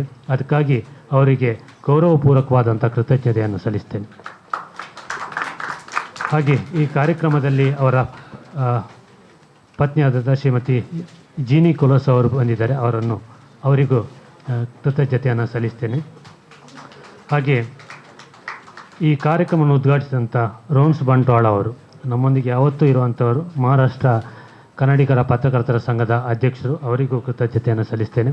ಹಾಗೆ ಕಾರ್ಯಕ್ರಮದ ಅಧ್ಯಕ್ಷತೆಯನ್ನು ವಹಿಸಿಕೊಂಡಂಥ ನಮ್ಮ ಪ್ರೆಸ್ ಕ್ಲಬ್ನ ಅಧ್ಯಕ್ಷರಾದಂಥ PB ಹರೀಶ್ ರೈ ಅವರು, ಸಂಘದ ಅಧ್ಯಕ್ಷರಾದಂಥ ಶ್ರೀನಿವಾಸ್ ನಾಯ್ಕ ಇಂದಾಜಿ ಅವರು, ಪತ್ರಿಕಾ ಭವನ ಟ್ರಸ್ಟ್ನ ಅಧ್ಯಕ್ಷರಾದಂಥ ರಾಮಕೃಷ್ಣ ಅವರಿಗೆ ಈ ಸಂದರ್ಭದಲ್ಲಿ ಕೃತಜ್ಞತೆಯನ್ನು ಸಲ್ಲಿಸ್ತೇನೆ. ಹಾಗೆ ಶ್ರೀನಿವಾಸ್ ಕಾಲೇಜಿನ ಉಪನ್ಯಾಸಕರಾದಂಥ ಸುಷ್ಮಿತಾ ಮೇಡಮ್ ಹಾಗೆ ವಿದ್ಯಾರ್ಥಿಗಳು ನಮ್ಮೊಂದಿಗಿದ್ದಾರೆ, ಅವರಿಗೂ ಕೃತಜ್ಞತೆಯನ್ನು ಸಲ್ಲಿಸ್ತೇನೆ.